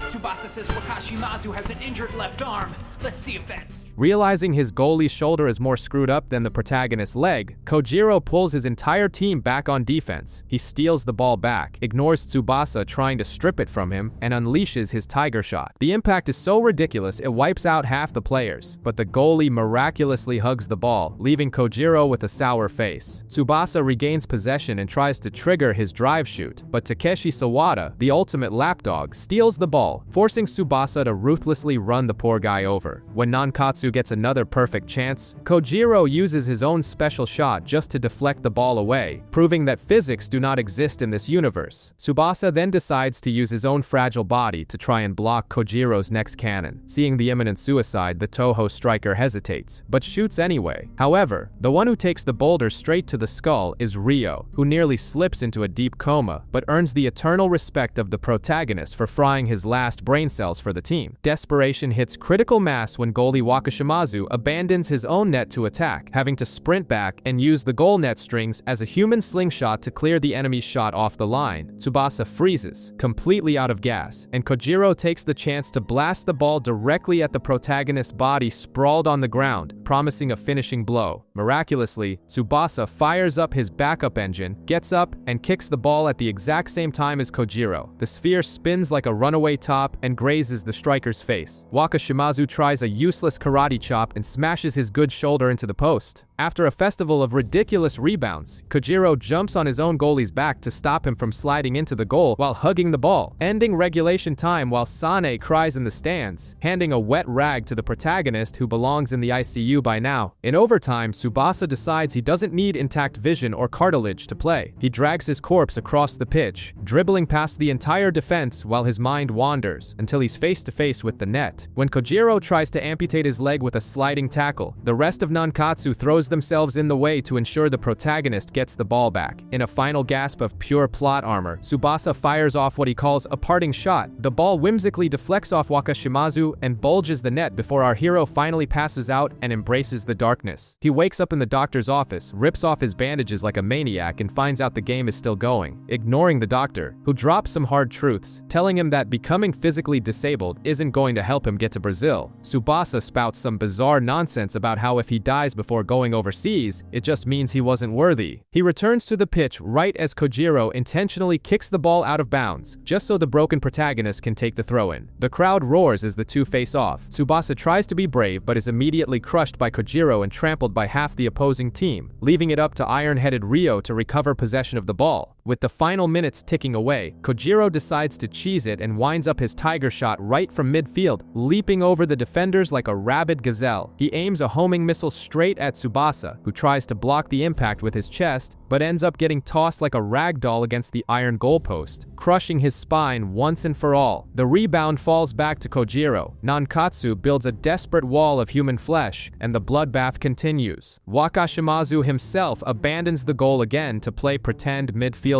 In a moment of pure humiliation, Takeshi shoots at the goal, and Tsubasa, already in a vegetative state and barely breathing, dives to block the violent shot using his actual face. While Sane screams in despair from the bleachers, begging them to stop this televised massacre, Kojiro suffers an existential collapse, entirely unable to comprehend why he can't defeat a kid who is holding his own bones together with sheer willpower and duct tape.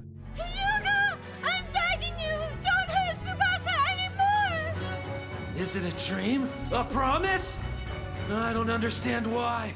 With the protagonist laid out on the ground like a trash bag, Kojiro spirals into an existential crisis because he just can't seem to pulverize Tsubasa. With 5 minutes left on the clock, the miracle of friendship kicks in. Kojiro uses Takeshi's foot as a springboard, completely ignoring the laws of physics and common sense, and leaps over the human wall to unleash a bicycle kick tiger shot. The useless goalkeeper tries to block the ball with his body, but Tsubasa jumps on him in a sweaty embrace, and both are shoved deep into the net along with the ball. Despair takes over in the final minute. Kojiro fires off his last ferocious shot, but Tsubasa throws his body in the way, and the ball explodes against the thick post. Right as the protagonist winds up his drive shot to finish the job, the ref blows the whistle mid-play. An anticlimactic draw declares both teams as champions, handing out the biggest participation trophy in sports history to these kids. Tsubasa nearly faints, collapsing into Kojiro's sweaty arms, who admits he would have won if he had focused on the goal instead of trying to murder his rival on the field. They swap jerseys in a thick atmosphere of unresolved sexual tension and decide to share joint custody of the championship flag like divorced parents, 6 months for each. Next, the least useless kids in the country are selected for the junior national team. The dramatic coach tries to resign in Kojiro's place. Sane goes back to being Tsubasa's private nurse, and the anime hits us with a nice little time skip. Misugi became a coach to avoid dying of a heart attack, Taro is eating croissants in Paris, Genzo is still swallowing balls in Germany, and Tsubasa kicks a ball off a cliff all the way to Brazil, wrapping up the season with the exact same lack of logic as always. While Genzo spends his days in Germany receiving Schneider's hot fastballs, Japan tries to put together its U16 national team. The big problem is that the squad is a bunch of brain-dead morons who don't know how to breathe without Tsubasa, who is currently too busy playing Portuguese language prep course for his future escape to Brazil. In the dead of night, Sane breaks into the sleeping protagonist's room and starts stroking his foot in an extremely suspicious manner. Tsubasa wakes up confused, but before the girl can confess her unrequited love and jump on him, the phone rings. It's Ryo, ruining the mood just to let them know they won a friendly match against some high school NPCs, proving he manages to be a useless third wheel even over the phone. The next day, the national team plays a practice match against Toho Academy and gets beaten like a dead dog in the midfield. Everything looks like a complete disaster until Tsubasa shows up on the sidelines screaming generic motivational buzzwords that magically cure the team's collective incompetence. Soda sends a perfectly rehearsed pass, Kojiro buries a furious tiger shot in the back of the net, and the national team turns the game around at the last minute. To crown the display of blatant favoritism, Kojiro gets the consolation captain's armband, but but the sacred number 10 jersey is kept exclusively for Tsubasa, forcing the rest of the roster to accept their eternal status as irrelevant side characters, who only exist to fill space in the European tournament. The rejected extras cry their eyes out over missing the trip to Europe, while in Germany, Schneider tries to convince his divorced parents to watch his final game for Hamburg. The kid gets a loud and clear no from both, proving to the audience that prodigious soccer talent can't buy familial love. The Japanese national team lands in Germany full of swagger, but Genzo spawns out of nowhere just to spit hard truths in their faces, warning them that without Tsubasa, the entire team is completely disposable trash. Kojiro gets triggered by the unprovoked insult and slaps Genzo's hand away like a spoiled brat. Back in Japan, Tsubasa is already magically healed and bending drive shots into the top corner, ready to carry this bunch of losers on his back very soon. The friendly between Japan and Hamburg finally kicks off. Schneider is distracted looking for his mommy in the stands, giving Kojiro an open window to push forward and release his milk. I mean his tiger shot. The ball explodes against the thick post, and Genzo doesn't even blink. Tiger shot!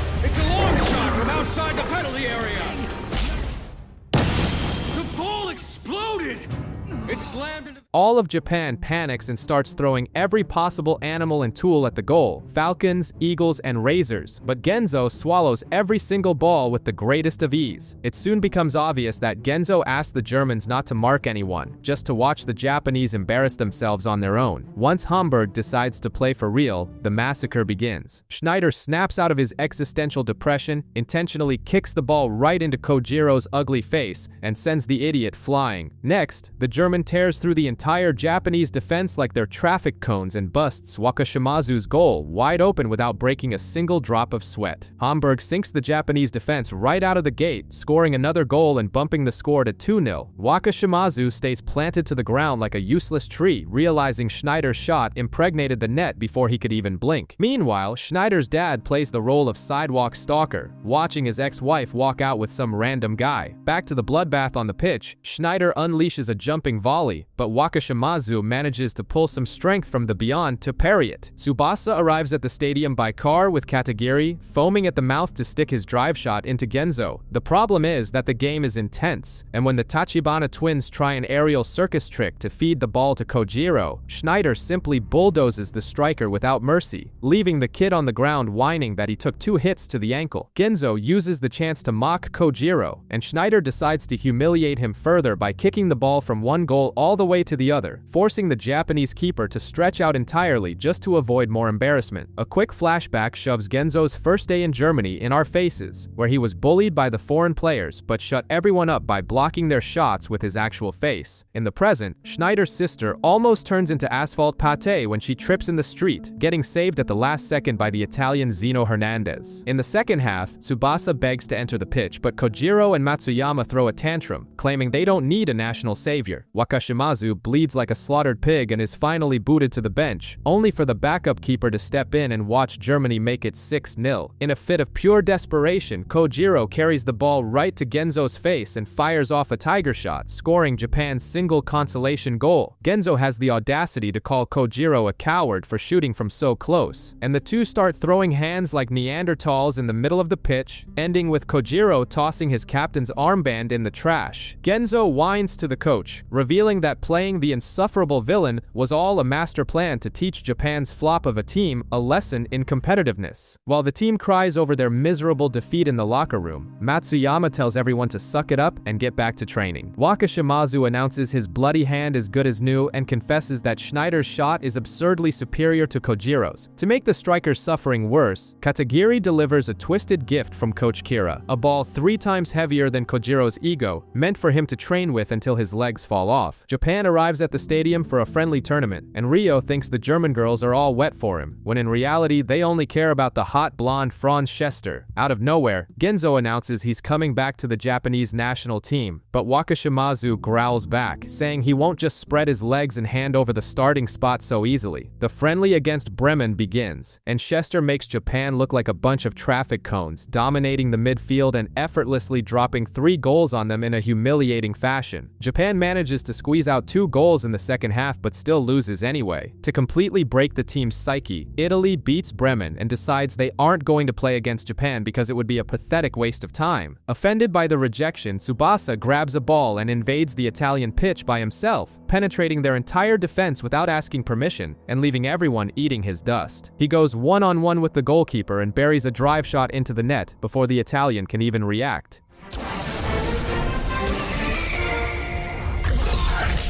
After this absurd display of dominance, the Japanese players swallow their pride and beg Tsubasa to play. To top off the party, Katagiri emerges from the shadows to announce that the MIA Taro Misaki is in France, ironing his number 11 jersey and getting ready to join the squad. We find the missing Taro in France, jumping the stadium fence like a street urchin to watch the pros play. He gets a flashback to when he bumped into a Frenchman named El Cid Pierre on a staircase, where the two started beefing over who got to play with the ball first. In the middle of their ego duel on the grass, Katagiri spawns out of nowhere and tosses the number 11 jersey on top of the ball, ordering Taro to come running back to the Japanese national team. Still a little scared that he might be rusty, Taro crashes the French national team's practice, daring everyone to try and take the ball from him. The kid makes clowns out of the French, dodges 4 players at once and plays a 1-2 pass with some mysterious guy to score a goal right in Pierre's face, immediately apologizing for humiliating the home team. Meanwhile, the idiots from Japan keep training like maniacs to stop being an international laughingstock, and Tsubasa gets a cute message from Sane, who is dying to swallow his, well, you get it. Schneider is now sitting VIP with his new Munich team to watch the friendly, doubting his peers can massacre Japan. Tsubasa finally returns to the pitch, determined to end the joke. As soon as the ball glues to his foot, the thirsty Germans swarm him, but he simply leaps over their coverage, proving his rotted leg has magically healed. Tsubasa dodges everyone alongside Takeshi and launches his monstrous drive shot, penetrating the net with so much force that the opposing team blue screens. Japan celebrates like crazy, while Tsubasa continues his unstoppable rampage across the pitch, leaving even the arrogant Schneider with his jaw on the floor at the absurd carnage the useless protagonist is causing all by himself. The entire defense decides to dogpile on the protagonist, frothing at the mouth for a piece of the number 10, but Tsubasa ignores the simps and sends a pass straight to Kojiro's feet. The edgy striker unleashes his tiger shot with so much force it almost tears the net, making the German Schneider admit the kid's leg is thicker than before. With the score at 2-0, Munich goes full tryhard and starts dribbling past everyone. Matsuyama tries to lead the NPCs to get the ball back, but the guys slip through like soap. Wakashimazu has to sweat buckets to catch the flying balls. And when Munich sets up a nasty rebound, the Spider Monkey keeper uses the goalpost as a trampoline to fly through the air and swallow the ball before the whistle blows. In the locker room, your standard Tsubasa circle jerk takes place, with the whole team confessing they're only running like convicts because the protagonist inspires them. The second half starts with the Germans applying pressure, and the useless Rio makes the fatal mistake of looking at some girls in the stands. Since he has zero experience with women, just like you, the poor guy glitches out and loses the ball, but he snaps back to reality and delivers a saving header that lands right in Tsubasa's lap.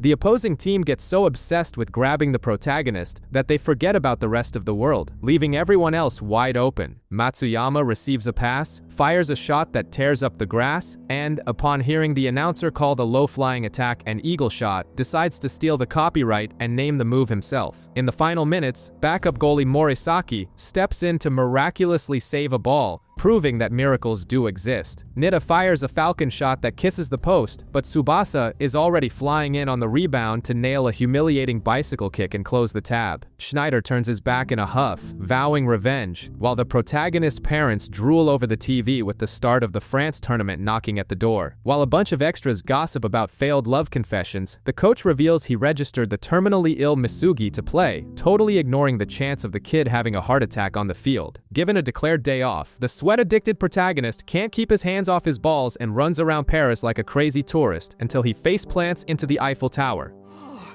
the Eiffel Tower!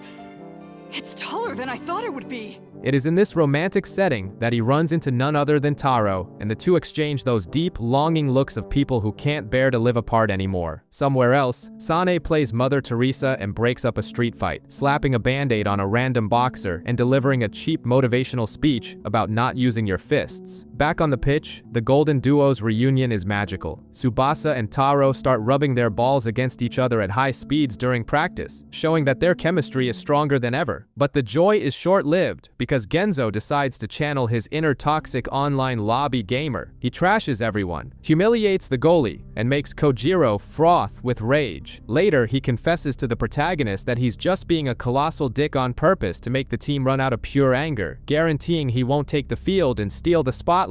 The international fashion show begins with the arrival of the European rivals. Schneider struts in surrounded by paparazzi. Italy brings their golden boy goalkeeper. Argentina rolls up with their street-smart captain. And France presents the sociopathic Napoleon, who spends more time getting ejected for assault than actually playing. Matsuyama finally accepts that he isn't the main character and hands the captain's armband over to Tsubasa. The national teams line up, the crowd goes wild, and the France tournament prepares to swallow Japan's hopes whole. Tragic backstories attack without mercy as Taro's dad is at an art exhibit handing out lame excuses as to why he never painted Mount Fuji and ends up getting an offer to study in France. Out of nowhere, the kid's mom rises from the ashes. The woman abandoned her son, but the second she saw the kid shining on TV, she decided to go full Karen and demand full custody. The dad cries in the shower, realizing he's been dragging the kid back and forth like a homeless nomad. We are then thrown into a flashback where Taro is the savior of a bunch of losers. Some nerd skips his prep classes to warm the bench, and Taro, taking pity on the poor bastard, puts the kid into play in the second half. The kid's mom invades the pitch in absolute Karen mode, demanding her son go study, but Taro's dad drops a moralizing speech about letting the kid be happy taking balls to the head. Taro carries the team's dead weight, passes to the big-headed nerd who scores a goal, and makes the Karen proud. Taro's dad realizes his son needs stability and decides to hand him over to the mom, but when they arrive at her door, they hear laughter and find out the woman has already started a new family and has a new daughter. Taro pulls his dad away, saying he'd rather eat baguettes in France than deal with this family betrayal. Back to the European present, the clash against Italy is heating up. The girls in the stands are already drooling over Taro, proving the kid has a respectable fan club. In the locker room, Matsuyama finishes swallowing his pride and makes the protagonist the official captain, accepting his role as a premium extra. The coach puts the sickly Misugi on the roster and announces that Taro will be warming the bench in the first half to analyze the field. With Wakashimazu glued to the goal, Genzo shouts a hypocritical battle cry to hype up the very guys he spent all day humiliating, and Japan marches to their certain death. Japan's U-16 squad takes the field to clash with Italy, while everyone suffers from the acute depression of knowing Taro and Genzo will be riding the bench, exactly how you warm your desk chair all weekend long. Italy comes out swinging, proving they aren't here to play around. They launch the ball into the box, forcing a lethal header that only fails to go in because Wakashimazu pulls off a miracle and punches the ball straight to the protagonist. Tsubasa starts breaking Italian ankles with footwork so absurd that the enemy team decides to turn a soccer match into an MMA brawl. They start beating the crap out of our hero, racking up foul after foul. Up in the stands, Roberto Hongo shows up in disguise, proving he's an expert at just watching from afar without taking any responsibility. Tsubasa's blood is boiling. He pushes forward like a bulldozer and takes his third foul in a row. At the free kick, he fakes a drive shot, only for Matsuyama to spawn out of nowhere and launch a low-flying eagle shot under the wall. Too bad goalkeeper Zeno Hernandez swats the beast away without even sweating. The keeper then calls Tsubasa out for a 1v1. Counteroffensive.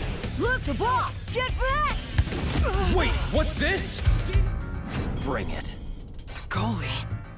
He wants a showdown. Our protagonist accepts the bait, fires a drive shot that tears through the sky, and Zeno decides to catch the spinning ball with just one hand. The friction is so intense that he's forced to use both hands just to withstand Tsubasa's pressure. Instead of crying about it, the protagonist gets more turned on than ever by the challenge of shoving the ball into that net. He dribbles past everyone, passes to Kojiro, who fires an absolute nuke, but Zeno saves it by effortlessly grabbing the ball, proving to the whole world why they call him the man with the right hand of steel. With that much practice using his hands, blocking shots is easy. The French team is in the VIP box analyzing Zeno Hernandez's stats as he continues to reject Nitta's balls and Soda's razor shot like they're recyclable trash. The guy hasn't swallowed a single goal all season, except for that time Schneider decided to completely wreck him in the past. The first half ends 0-0, and we find out the Italians let Japan attack freely just to troll them and tire the idiots out. In the second half, Italy turns on psycho mode and stops tracking back on defense. defense. Jito attempts a long pass, but Zeno rushes out of the goal like a maniac and defends with one hand. On the counterattack, Wakashimazu panics, leaves his goal like a dizzy roach, and Italy scores the first goal of the match with the greatest ease in the universe. Japan tries to fight back. Wakashimazu saves an attack and passes to Tsubasa, who unleashes a colossal drive shot, but Zeno simply cancels out the ball's spin by jumping with a single hand, throwing the protagonist's morale straight into the gutter. Desperate, the coach finally subs Taro into the game. As he walks on, we're forced to choke down a dramatic flashback of him carrying a bunch of useless scrubs who had lost 20 games in a row, which only proves he's always been an expert at carrying dead weight on his back. Back in the present, Taro enters the game already breaking the entire enemy team's ankles, and threads the ball to Tsubasa. The golden duo starts exchanging passes, so insanely fast that Italy builds a human wall to protect their keeper. Taro finds a hole in the defense, gets slide tackled, but manages to deliver the ball while bracing himself on the ground. Tsubasa leaps up to attempt a bicycle kick, but fakes everyone out and passes back to Taro, who headers it back to Tsubasa, who finally buries his head into the ball with all his might and nails it right into Zeno's net. It's a ridiculous game of aerial ping pong that ties the game and sends the bleachers into total hysterics. Zeno Hernandez isn't the least bit offended by the violation of his defense and orders Italy to stick to Tsubasa and Taro like glue. The clock is melting, there are only 3 minutes left, and the two Japanese star players are being marked so intimately that the Italians practically know their underwear brand. Tsubasa tries to cross to Taro in the goal area, but Zeno's nervous hand grabs the ball once again, frustrating all of the duo's hard work. With 1 measly minute left, Wakashimazu boots the ball and sets up a suicidal counterattack. The golden duo pulls off a 1-2 pass so disgustingly fast that the Italians start resorting to pure brute ignorance. Taro takes a kick to the shin and Tsubasa gets his jersey pulled, but the protagonist draws power from pure hatred, shakes off his attacker, and fires a bicycle kick straight at the goal. Zeno saves it. The ball bounces back. Tsubasa unleashes hell on the left corner. Zeno saves it again, stretching his arm out like a mutant octopus. The ref already has the whistle in his mouth to end this circus when Kojiro Hyuga bursts out of hell, his aura exploding. He decides to launch his new overpowered technique, the Neo Tiger Shot. The ball travels at such a stupidly fast speed that when Zeno tries to catch it, the violent spin of the shot destroys his right hand of steel defense, and the ball penetrates the Italian goal completely dry, turning the game around in the very last millisecond. Italy is left looking like a bunch of clowns, while Kojiro reveals his new fetish is no longer beating Tsubasa, but becoming the greatest striker in the entire world. Zeno, breaking the script of the defeated villain, congratulates the Japanese squad and apologizes for boycotting their game earlier. Nice shot, man.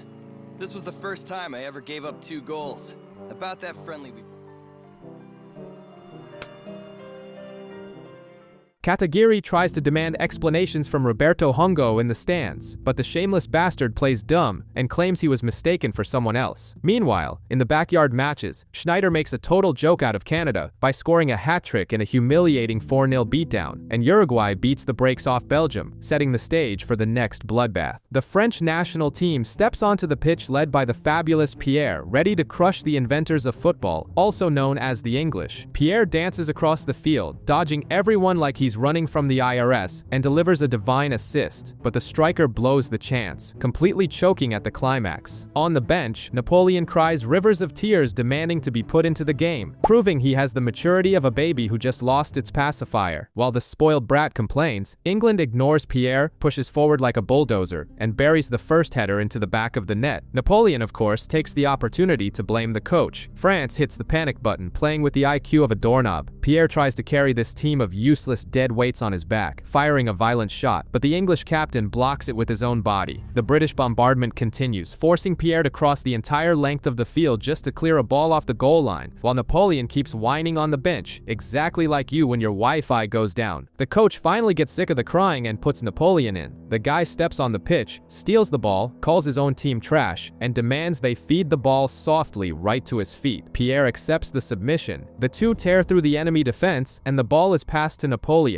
With a stupidly aggressive cannon shot, the ball busts the net wide open before the goalie can even blink, tying the game and sending France's self-esteem through the roof. In the second half, Napoleon buries another goal, and Pierre realizes he'd rather be the waiter serving up silky smooth assists than the top scorer. He sets Napoleon up again, who unleashes another cannon shot, ruthlessly violating the English net without an ounce of mercy. France wins 3-1. Meanwhile, the German Schneider is effortlessly dropping hat tricks against Portugal like it's a walk in the park. Park, Uruguay beats Spain, and São Paulo wins in Brazil with Roberto Hongo drinking himself into a happy stupor. Professional stalker Katagiri corners Roberto Hongo in France, rubbing it in his face that he sees right through his pathetic disguise. With nowhere to run, the former boozehound confesses that he only crossed the globe because of Tsubasa, but refuses to see the kid. He delivers a dramatic monologue worthy of a cheap daytime soap opera, revealing that he was drowning his sorrows in alcohol out of fear of going blind, until Tsubasa gave him his will to live back. He was the one who taught Tsubasa how to do a bicycle kick, aside from dropping that beautiful double entendre catchphrase about the ball being his best friend. Roberto confesses he ran away without taking Tsubasa to Brazil because he didn't want to tear the kid's family apart, but almost dehydrated from crying so much after watching a video of the prodigy's skills on the internet. Katagiri drops a reality check on the table, warning him that Tsubasa is a poor kid who thinks he was abandoned for a lack of talent, training like a maniac just to prove he's worthy of soaking up Roberto's coaching in Brazil. While this drama unfolds, Argentina humiliates Italy with an absolute 5-0 massacre. Superstar Juan Diaz shows off for the cameras, eager to crush Tsubasa, while the Italian goalkeeper Zeno glares at him from a distance. The Japanese coach panics when he realizes his players have vanished from the dorms, only to find the whole gang rolling around in the mud like pigs. They were doing some dirty training to avoid getting steamrolled by Argentina. Kojiro gives a motivational speech straight out of a bad cheesy movie, and Tsubasa declares they're going to destroy the Argentinians to reach the semi-finals, where France is already waiting for them with open arms. Show the world that Japan is #1!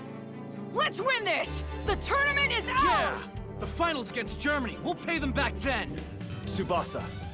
A flashback gets shoved in our faces to show that Juan Diaz and Pascal learned how to kick balls from an early age, knocking out muggers with flying tin cans on the streets of Argentina. Back in the present, Japan is desperate, needing to shove a victory down the Argentinians' throats to reach the semi-finals. But Juan Diaz decides to play dirty with psychological warfare, and whispers in Tsubasa's ear that his beloved Roberto Hongo paid a little visit to his locker room. The protagonist's brain instantly melts. The kid develops an abandonment complex right in the middle of the pitch and starts looking for his master in the stands like a lost puppy. Taking advantage of Tsubasa's mental blackout, Diaz steals the ball, calls his childhood buddy Pascal, and the two start dancing all over the Japanese defense. They slide under a giant center back. Juan uses Matsuyama's foot as a trampoline and, with a completely unnecessary acrobatic flip, finishes with a bicycle kick right in Rio's face. 1 minute into the game, and Argentina already buries their first goal. Japan tries to catch its breath, but Tsubasa's head is still on the moon. Kojiro tries to shield the ball, but the Argentinian's telepathic connection magically sends the ball right back to Diaz. He effortlessly bypasses Tsubasa, does another circus somersault, and scores the second goal with zero mercy, making Wakashimazu look like a useless traffic cone. Genzo has to scream from the bench to wake these idiots up. Tsubasa finally realizes his family drama is costing them dearly, but it's too late. Diaz strips the ball from Taro, brutally nutmegs the wimpy protagonist, and scores the third goal with a filthy outside of the foot shot. The Argentinian gloats about his own talent, but Tsubasa, instead of crying, flashes a psycho smile and drops the lamest excuse in the universe, claiming that a 3-goal lead was just the handicap they wanted to give them. With their pride wounded, Japan goes on the offensive. After a frantic passing sequence, the ball lands at Tsubasa's feet. He charges up his infallible drive shot, and Diaz yells at the goalie to guess the side, but Tsubasa was just being a sneaky bastard. Instead of shooting, he serves up a juicy pass for Kojiro, who blasts his furious tiger shot into the back of the net, leaving Juan Diaz foaming at the mouth with rage. At the 21-minute mark, Japan tries to catch its breath after Tsubasa and the owner of the questionable tan, Kojiro, manage to score. But Juan decides the Japanese defense is a joke and starts dribbling past everyone like they're traffic cones, including the useless Nita. When he clashes with Tsubasa, the whole thing turns into a fighting anime, and Tsubasa wins the headbutt duel. Taro, fueled by the power of his absent father's memory, sprints like a madman, and the ball reaches the circus monkey Tachibana brothers. They look at Jito and realize the massive guy would make a great trampoline. Jito throws himself on the ground, the twins step on him, launch themselves into the stratosphere, and deliver an absurd double shot, rolling and smashing their faces into the goalpost on the way down while the goalie cries. The referee blows the halftime whistle, and the Argentinian coach throws a fit because the team only knows how to kiss Diaz's boots. In the second half, Argentina turns into a turtle, retreating into its shell to park the bus. Diaz and Tsubasa continue their aerial ballet with double shots, simultaneous bicycle kicks, and a synchronization that would make Olympic swimmers jealous. Tsubasa pulls off front and backflips just to show off, while the Argentinian slide tackles his own teammate to steal the ball, proving that fair play is an urban myth. Roberto Hongo watches in awe, drooling as he realizes Tsubasa is just a glorified parrot who copies everyone else's techniques. Wakashimazu finally justifies his paycheck by stopping Diaz's acrobatic shots through sheer brute force using his left hand. In a frantic counterattack, Kojiro delivers a backflip pass. Tsubasa fakes a bicycle kick just to bait the attention-seeking Argentinian, and the ball is left wide open for Taro to punch into the back of the net, tying up this absolute circus of a match.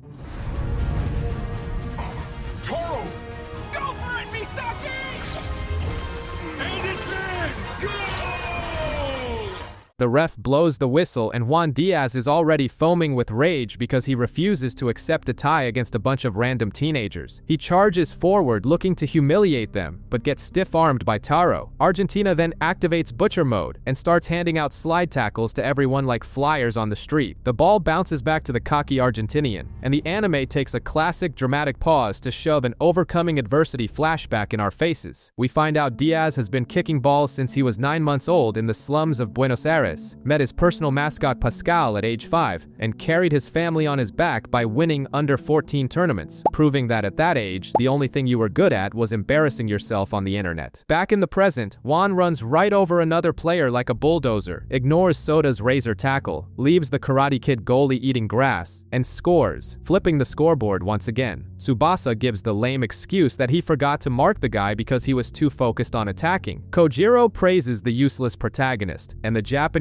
go back on the offensive. Tsubasa and Matsuyama decide to bully Diaz. Matsuyama juggles the ball on his knee, passes it back to Tsubasa, who sends it straight to Kojiro. The jacked wannabe delinquent channels the power of his ridiculous heavy ball training, accelerates past the defense, and delivers a lethal header, tying this mess up one more time. With less than 10 minutes left, Diaz panics upon realizing Tsubasa is the babysitter for the entire team and decides to stick to him like glue. But the Japanese players decide to use their brains and pass to the extras, until Nida gets booted off the pitch to make way for the legend with the glass heart, John Misugi. While John Misugi's parents sweat bullets in front of the TV waiting for their son's heart to explode on live broadcast, the Glass Prince finally steps onto the pitch to replace the useless Nida. He greets Tsubasa just to be dramatic, and we get yet another lazy flashback reminding us of the heart condition absolutely no one can stand hearing about anymore. The game resumes with Argentina trying to attack, but Misugi decides it's time to humiliate the South Americans. The crazy bastard spent the entire tournament sitting on the bench like a weird nerd, just taking notes on every player's movements. And now he parades around the field breaking the ankles of any Argentinian who dares look at him, passing the ball without anyone laying a finger on his soft skin. He passes the ball to Tsubasa, but Juan Diaz is still sticking to the protagonist's back like a tick. Misugi then sends the ball to the meathead Kojiro, who mid-jump has an inferiority crisis and admits to himself that the guy with the busted heart would be the god of football if he wasn't made of fine porcelain. Kojiro heads it back to Misugi, who fakes a masterclass pass to Tsubasa. The overly eager Argentinian jumps in, drooling to block the protagonist, but the cardiac nerd had already calculated the physics of the entire universe. With an open field and completely ignoring his cardiologist's recommendations, Misugi takes flight and unleashes an absurd bicycle kick straight into the net, turning the circus into a 5-4 lead in the last 2 minutes. Japan finally takes the lead, everyone loses their minds with joy, and Tsubasa hugs the guy who just shamelessly stole his spotlight. With 1.5 minutes left on the clock, Juan Diaz is sweating pure desperation and fires an absolute missile straight at the goal, but Wakashimazu defends it like his life depends on it. The pitch turns into an insane asylum with everyone fighting to the death for possession of the ball. After a massive shoving match, Juan decides to resort to his curve shot at the very last second. It's a chance to tie, but Jito decides to innovate on defense and literally throws Ryo's ugly mug at the ball, using his teammate's hollow skull as a flying meat shield. The ball explodes in his face, goes out of bounds, and the referee declares Japan the winner. Juan is in a state of shock but swallows his tears, accepts defeat, and swaps sweaty jerseys with Tsubasa. Meanwhile, Roberto upholds his tradition of being the deadbeat dad who went out for a pack of cigarettes, fleeing the stadium without even looking our protagonist in the eye. Later, Tsubasa tries to have a pathetically romantic moment on a video call with Sane, but Ryo pops up out of nowhere to ruin the mood, exactly like you do when you try playing Cupid for your friends. Well, congratulations again! It's so cool you're in the top 4! go up thing against... is, Tsubasa! There you are! Yo, hey, Sane! Frustrated, Sane hangs up in his face. Taro then drops a nuclear bomb on Tsubasa's lap, revealing that Roberto is in Paris coaching the San Paulo Junior team, which happens to be crushing everyone in their friendly matches. Tsubasa's brain short-circuits as his unresolved daddy issues hit the ceiling, and just to prove the world doesn't revolve around Japan, the semi-finals are announced, with Germany bringing in Dieter Müller, a freak of nature who looks like a mountain of muscles ready to crush any enemy hopes. It was 6 a.m., and Pierre was already acting like a Disney prince, refusing a ride from his private chauffeur to jog to the stadium, while a flock of overly emotional fangirls screams his name in the streets. He arrives dripping with arrogance and shakes Taro's hand, promising to settle their score on the pitch. The first semi-final kicks off between Germany and Uruguay. In less than a minute, Uruguay shuts everyone up when Ramon uses his panther shot to open the scoreboard. Muller gets so pissed off on the bench that he pops a football using only one hand, but Schneider bows to no one. The blonde striker loads up his fire shot, kicking with such sheer savagery that the ball causes friction with the air, literally catches fire, and burns the goal net, tying the match. Uruguay scores again, but Schneider simply steals the ball, ignores the laws of physics, and ties things up once more. Tired of playing games, Germany throws their trump card on the table and puts Muller in goal. The guy is a monster who causes tremors in the ground just by walking. He dismisses the defensive wall, dares Ramon to shoot with all his might, and catches the Uruguayan special move with a single hand like it's absolute garbage. From then on, Germany turns the game into an inhumane massacre, running up a humiliating 6-2 on the scoreboard and securing their spot in the final, while Tsubasa watches it all, buzzing with the chaotic energy of someone who's about to face France. The tension is at a boiling point, and Wakashimazu is still having an existential crisis, unable to understand why Genzo gave up the goal so easily. As soon as the ball rolls against France, Kojiro and Taro try to crush Pierre in a violent sandwich, but the ball deflects to Tsubasa, who dribbles past the entire French defense. Soda sends a curved pass to Kojiro, who fires his tiger shot, but magically turns the attack into a bizarre pass for Tsubasa to score the first goal just 4 minutes into the game. Meanwhile, proving he's beyond redemption, Roberto announces on the bus that he's abandoning his San Paulo team in the hands of an assistant to flee back to Brazil. His cowardice knows no bounds. On the pitch, Pierre boils with hatred and decides to humiliate Japan. He fires his slider shot, which spins with ridiculous rotation, makes Wakashimazu dive into thin air, and ties the game. Napoleon starts acting like a selfish brute, gets a yellow card, and Pierre simply crushes his teammate's shoulder with his bare hands to teach him some manners. Using his disgusting protagonist privilege, Tsubasa sees Pierre's special shot just once and instantly copies it perfectly, nearly scoring a goal if it weren't for the goalpost. Pierre feels like throwing up from sheer indignation. The chaos escalates when Soda tries to intercept an aerial play, but decides to use Napoleon's face as a target for his elbow. The referee doesn't want to hear any excuses. He pulls out a second yellow, sends Soda off the pitch, and even gifts France a penalty kick. Tsubasa tries to pull rank as captain to complain, but the ref has zero patience for a whiny protagonist and shoves a yellow card right in his face too. The entire crowd starts booing Japan with all the hatred in the world, backing the blind referee while our heroes are left with only 10 men on the pitch. Pierre struts up to the penalty spot with the arrogance of a shampoo model, drills the ball straight into the goal to put France in the lead, and then tells Napoleon to stop acting like an out-of-control baboon so he doesn't get sent off too. To the right. Try to focus. You're one yellow card away from being kicked. Don't you forget it. Trying to save the day, Taro pushes up the field, gracefully leaping over 2 defenders trying to break his ankles. But Napoleon isn't playing around and flattens Taro with the delicacy of a bulldozer. And the ref, he simply ignores it and lets the game play on, proving his wallet has already been bought out. Kojiro steals the ball and does a little passing dance with Tsubasa, until the Tiger Boy finally unleashes his special shot that bulges the net. However, the linesman ruins the party and calls offside. While Kojiro cries a river to the ref, France takes a quick free kick. Pierre pulls off an elegant feint, a random extra shoots. Wakashimazu actually makes the save, but the ball drops right at Napoleon's feet, who mercilessly buries his cannon shot. 3-1 for the baguette eaters. In a pure act of desperation, Tsubasa fires a cinematic bicycle kick into the back of the net, but the referee disallows it again, calling it a dangerous play. Tsubasa goes absolutely feral, steals the ball back, humiliates the entire defense, and scores again. But the ref blows the halftime whistle a millisecond before the ball crosses the line,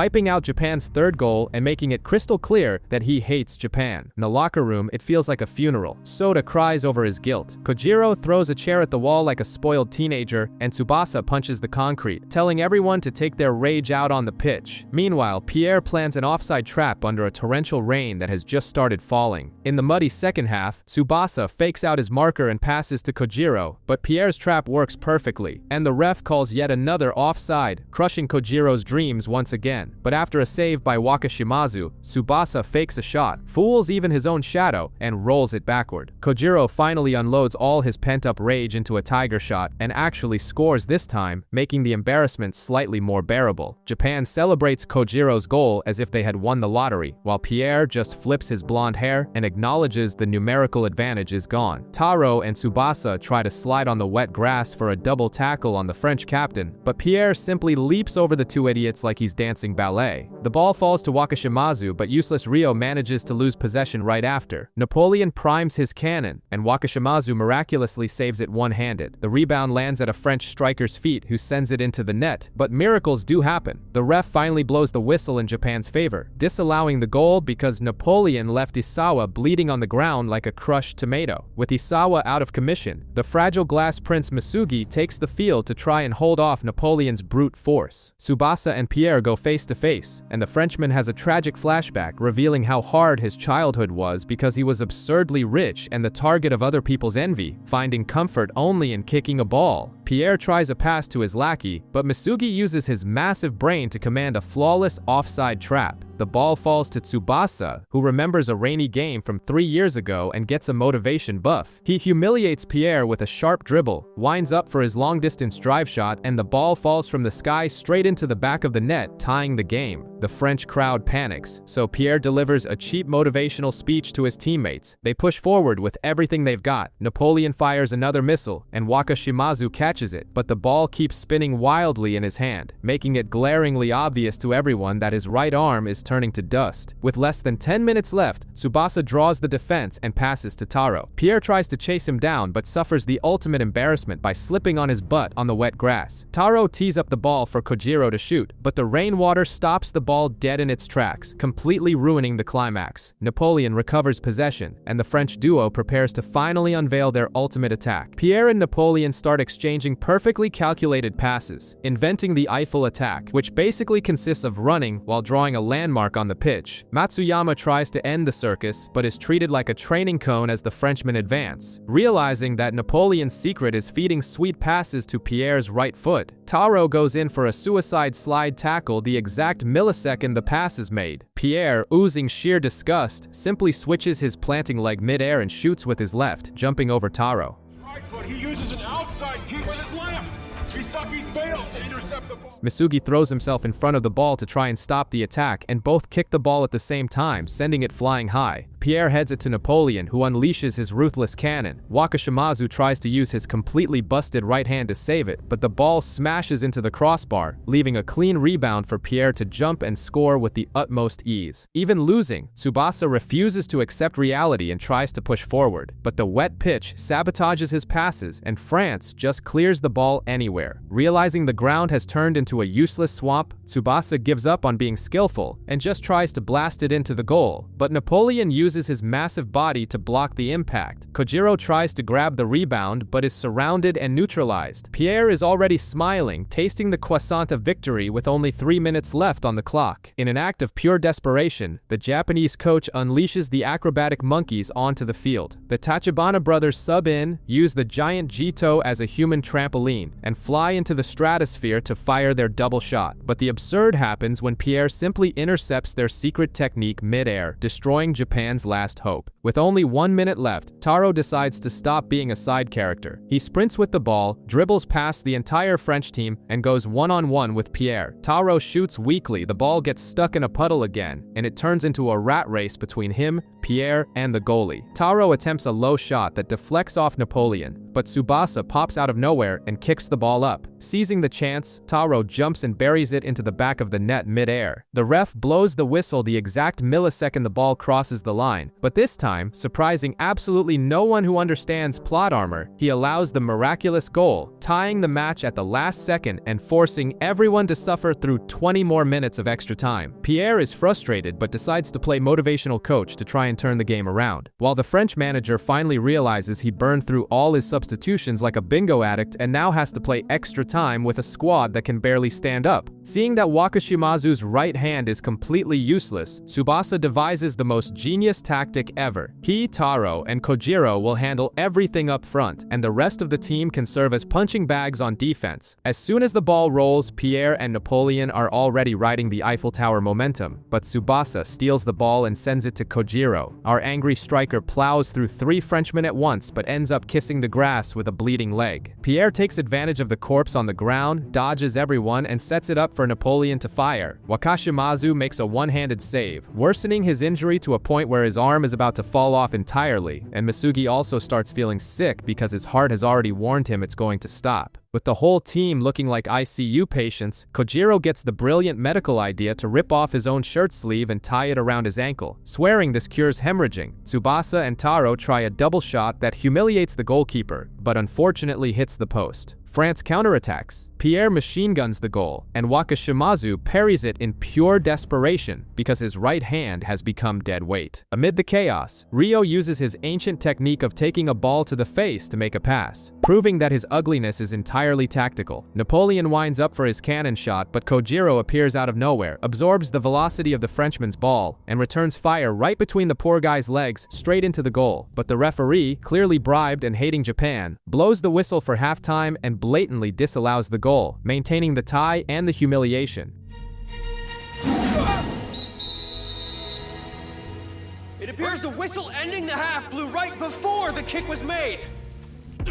With only 10 minutes on the clock, the coaches start shouting barstool philosophy while Tsubasa and Taro sprint down the pitch. Kojiro and Pierre collide like 2 runaway trucks, but the little French blonde comes out on top, leaving Kojiro's ankle even more pulverized. Pierre crosses the ball into the box, and Wakashimazu, the one-armed goalie, rushes out to punch the ball with his left hand, but collapses to the ground like a sack of cement and doesn't get back up. With the goal wide open, Matsuyama uses his head to save the nation, while Masugi feels his heart threatening to explode in his chest, yet still finds the breath to yell at Wakashimazu to get up. Napoleon tries a shot from a tight angle that the twin brothers block while flying like acrobatic pigeons. When Pierre tries to finish on the empty net, the zombie goalie rises from the ashes to make the save, and Masugi throws away the rest of his lifespan on a bicycle kick to clear the ball once and for all. Japan now only has 3 players alive up front, and Kojiro rips off another piece of his own clothes to tie around his leg because apparently he thinks he'll cure fractures by turning into a malnourished beggar. Tsubasa runs down the flank because the midfield is more potholed than his face, jumps over Napoleon's murderous slide tackle, and sends an absurd drive pass over the defense. Taro receives the ball, fakes a shot to fool Pierre, and delivers a cheeky backheel to Kojiro. Even with his leg looking like ground beef, Kojiro unleashes a monstrous shot, but Pierre jumps out of nowhere and takes the impact, crushing the ball with his own legs. France resumes the attack. Napoleon tries to blast the goal again, but Kojiro uses his head to send the ball into orbit. The referee blows the whistle, ending regular time. The rain stops, and Tsubasa quickly points out the torture isn't over. Now it's time for penalty kicks, and Wakashimazu declares he's going to save this damn thing even if his arm evaporates in the process. The penalty shootout begins with Pierre bulging the net and opening the scoreboard for France, celebrating like the snobby lord he is. Japan sends Kojiro to take the first kick, and even with the whole crowd booing the guy just like they do to you in real life, the kid ignores the haters and delivers a tiger shot so violent the goalie freezes. The next Frenchman scores again, with Wakashimazu nearly brushing his fingers against the ball with his decomposing hand. Matsuyama ties his sweaty lucky bandana around his head, sends a low shot, and buries buries his. France scores another one, and Taro responds by abusing the French goalie's gloves, who can't handle the pressure, evening out the freak show. All the French players are shooting to the goalie's left side, mocking Wakashimazu's useless arm with tips from Captain Pierre. Misugi also scores his and survives by a pure medical miracle. Then it's Napoleon's turn with his cannon shot. He unleashes a bomb, but Wakashimazu runs to the ball and instead of saving it like a normal person, delivers a punch so brutal he literally bursts the ball in half, humiliating Napoleon and tearing up the laws of physics. On the fifth penalty, France cries, and the killing blow is left to Tsubasa. He caresses the ball, remembering it is his one true intimate companion. Tsubasa blasts it into the left corner. The goalie doesn't even blink, and Japan wins the shootout. The stadium turns into an insane asylum. Napoleon apologizes while whining, and Pierre swaps shirts with Taro, ensuring their romance is far from over. While the chaos unfolds, Professor Barbas and Roberto Hongo are already in the corner of the stadium negotiating Tsubasa's future like a luxury cattle auction, bickering over whether the kid goes to Brazil or Argentina. And way in the back of the dark locker room, Soda, the forgotten one, finally finds out the team won and starts crying alone, realizing absolutely no one missed him out there. While Japan's sweaty teenagers snore deeply after surviving France,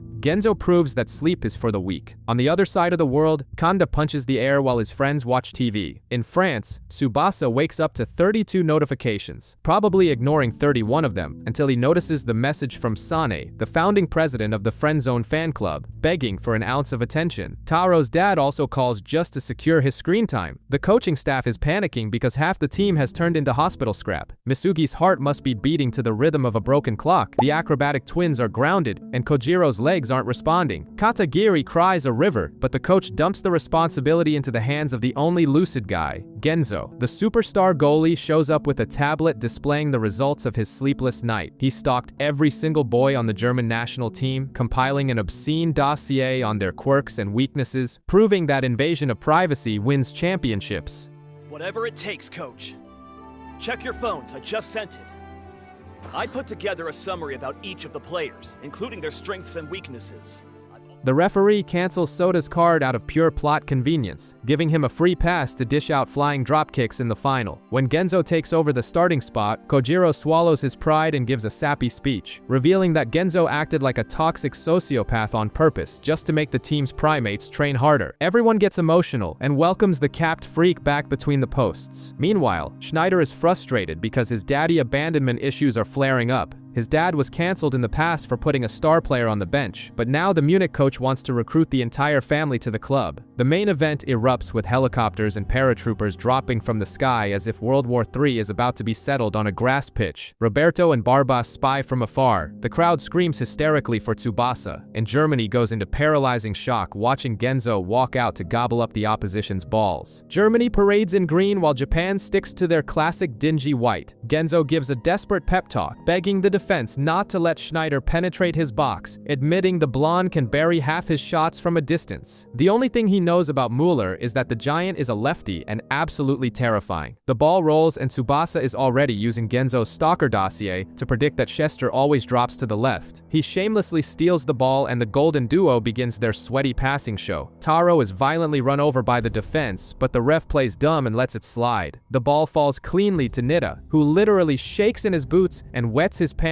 when facing Mueller's demonic glare. Refusing to do his own job, he pushes the bomb to Kojiro, who fires the colossal tiger shot. But the German behemoth swallows the impact with a disgusting level of calm, as if catching a grape in midair. Germany tries to react, but Taro keeps stealing possession like a kleptomaniac. Tsubasa gets cornered and resorts to his iconic drive shot. The German golem simply falls back to the goal line, raises his little hand and catches the spinning ball with his bare palm, crushing Japanese pride. Since there's no such thing as too much humiliation, Mueller throws the ball right at the Japanese player's feet just to watch them try again. Nida shoots again and takes another brutal one-handed save. Matsuyama tries to play it smart by aiming low with the eagle shot, but Mueller shoves his hand into the grass and scoops up the ball. Soda launches his curve-heavy razor shot, which makes Kojiro run like a maniac to kick it simultaneously. A tornado sweeps the entire stadium from the impact, but when the dust settles, the German anomaly is right there, holding the ball with just his left hand like a cheap ornament. Tired of playing with the Japanese, Mueller boots the ball across the entire pitch straight to Schneider's feet. The golden boy unleashes a bomb in hopes of humiliating Genzo in front of his beloved relatives, but the Japanese goalie blocks the shot perfectly, ruining the family photo op. Japan launches a frantic counterattack that looks like a game of hot potato. Matsuyama rolls it to Takeshi, who tosses it to Sano, who shoves it to Taro, until it lands in Tsubasa's lap. Kojiro risks a bizarre angle from the flank, but the ball miraculously flies over the defense and finds the protagonist. Completely traumatized by the German goalie's colossal hands, Tsubasa realizes shooting is a waste of time and decides to invade the 6-yard box sprinting like a lunatic. He tries to sneakily rub the ball under the German mountain's arm, but Muller bizarrely crushes the shot using only his elbow. The spherical object deflects upward. Taro engages a dramatic flying bicycle kick, and the big goalie parries the danger away as if shooing a mangy pigeon. And we're not done yet! Misaki follows up on the loose ball! Misaki! Muller blocks this one as well! No way! Japan's two-tier attack failed to make the goal!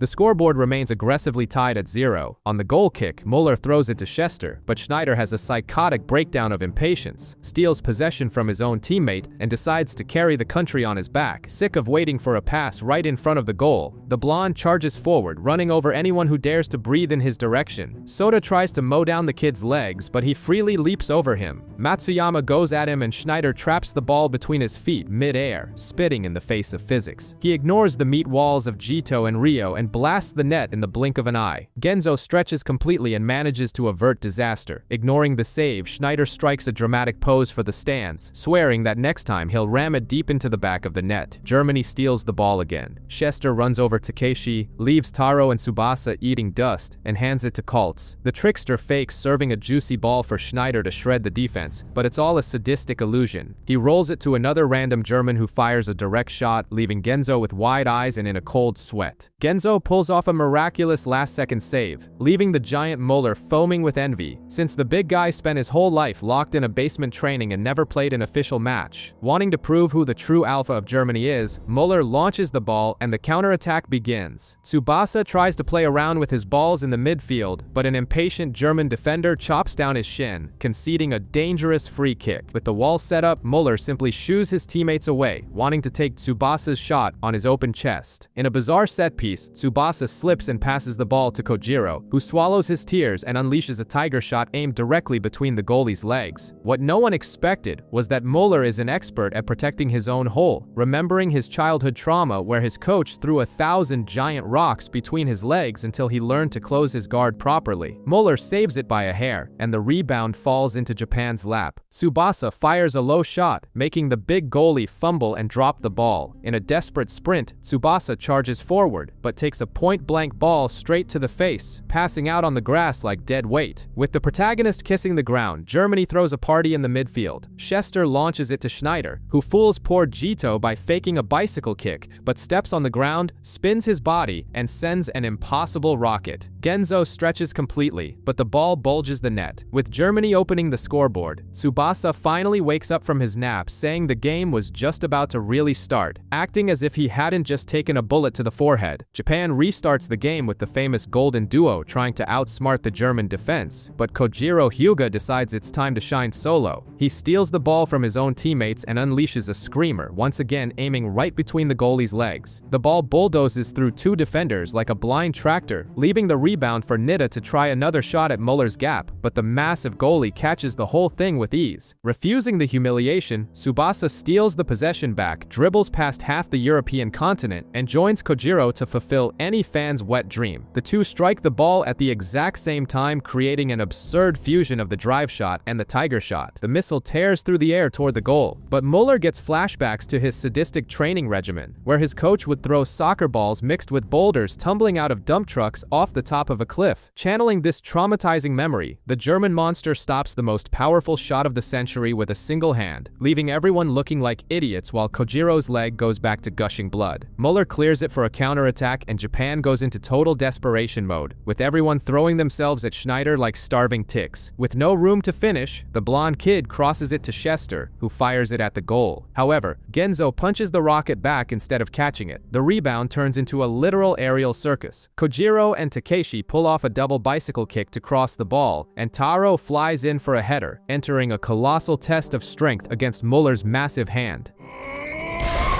But Mueller grabs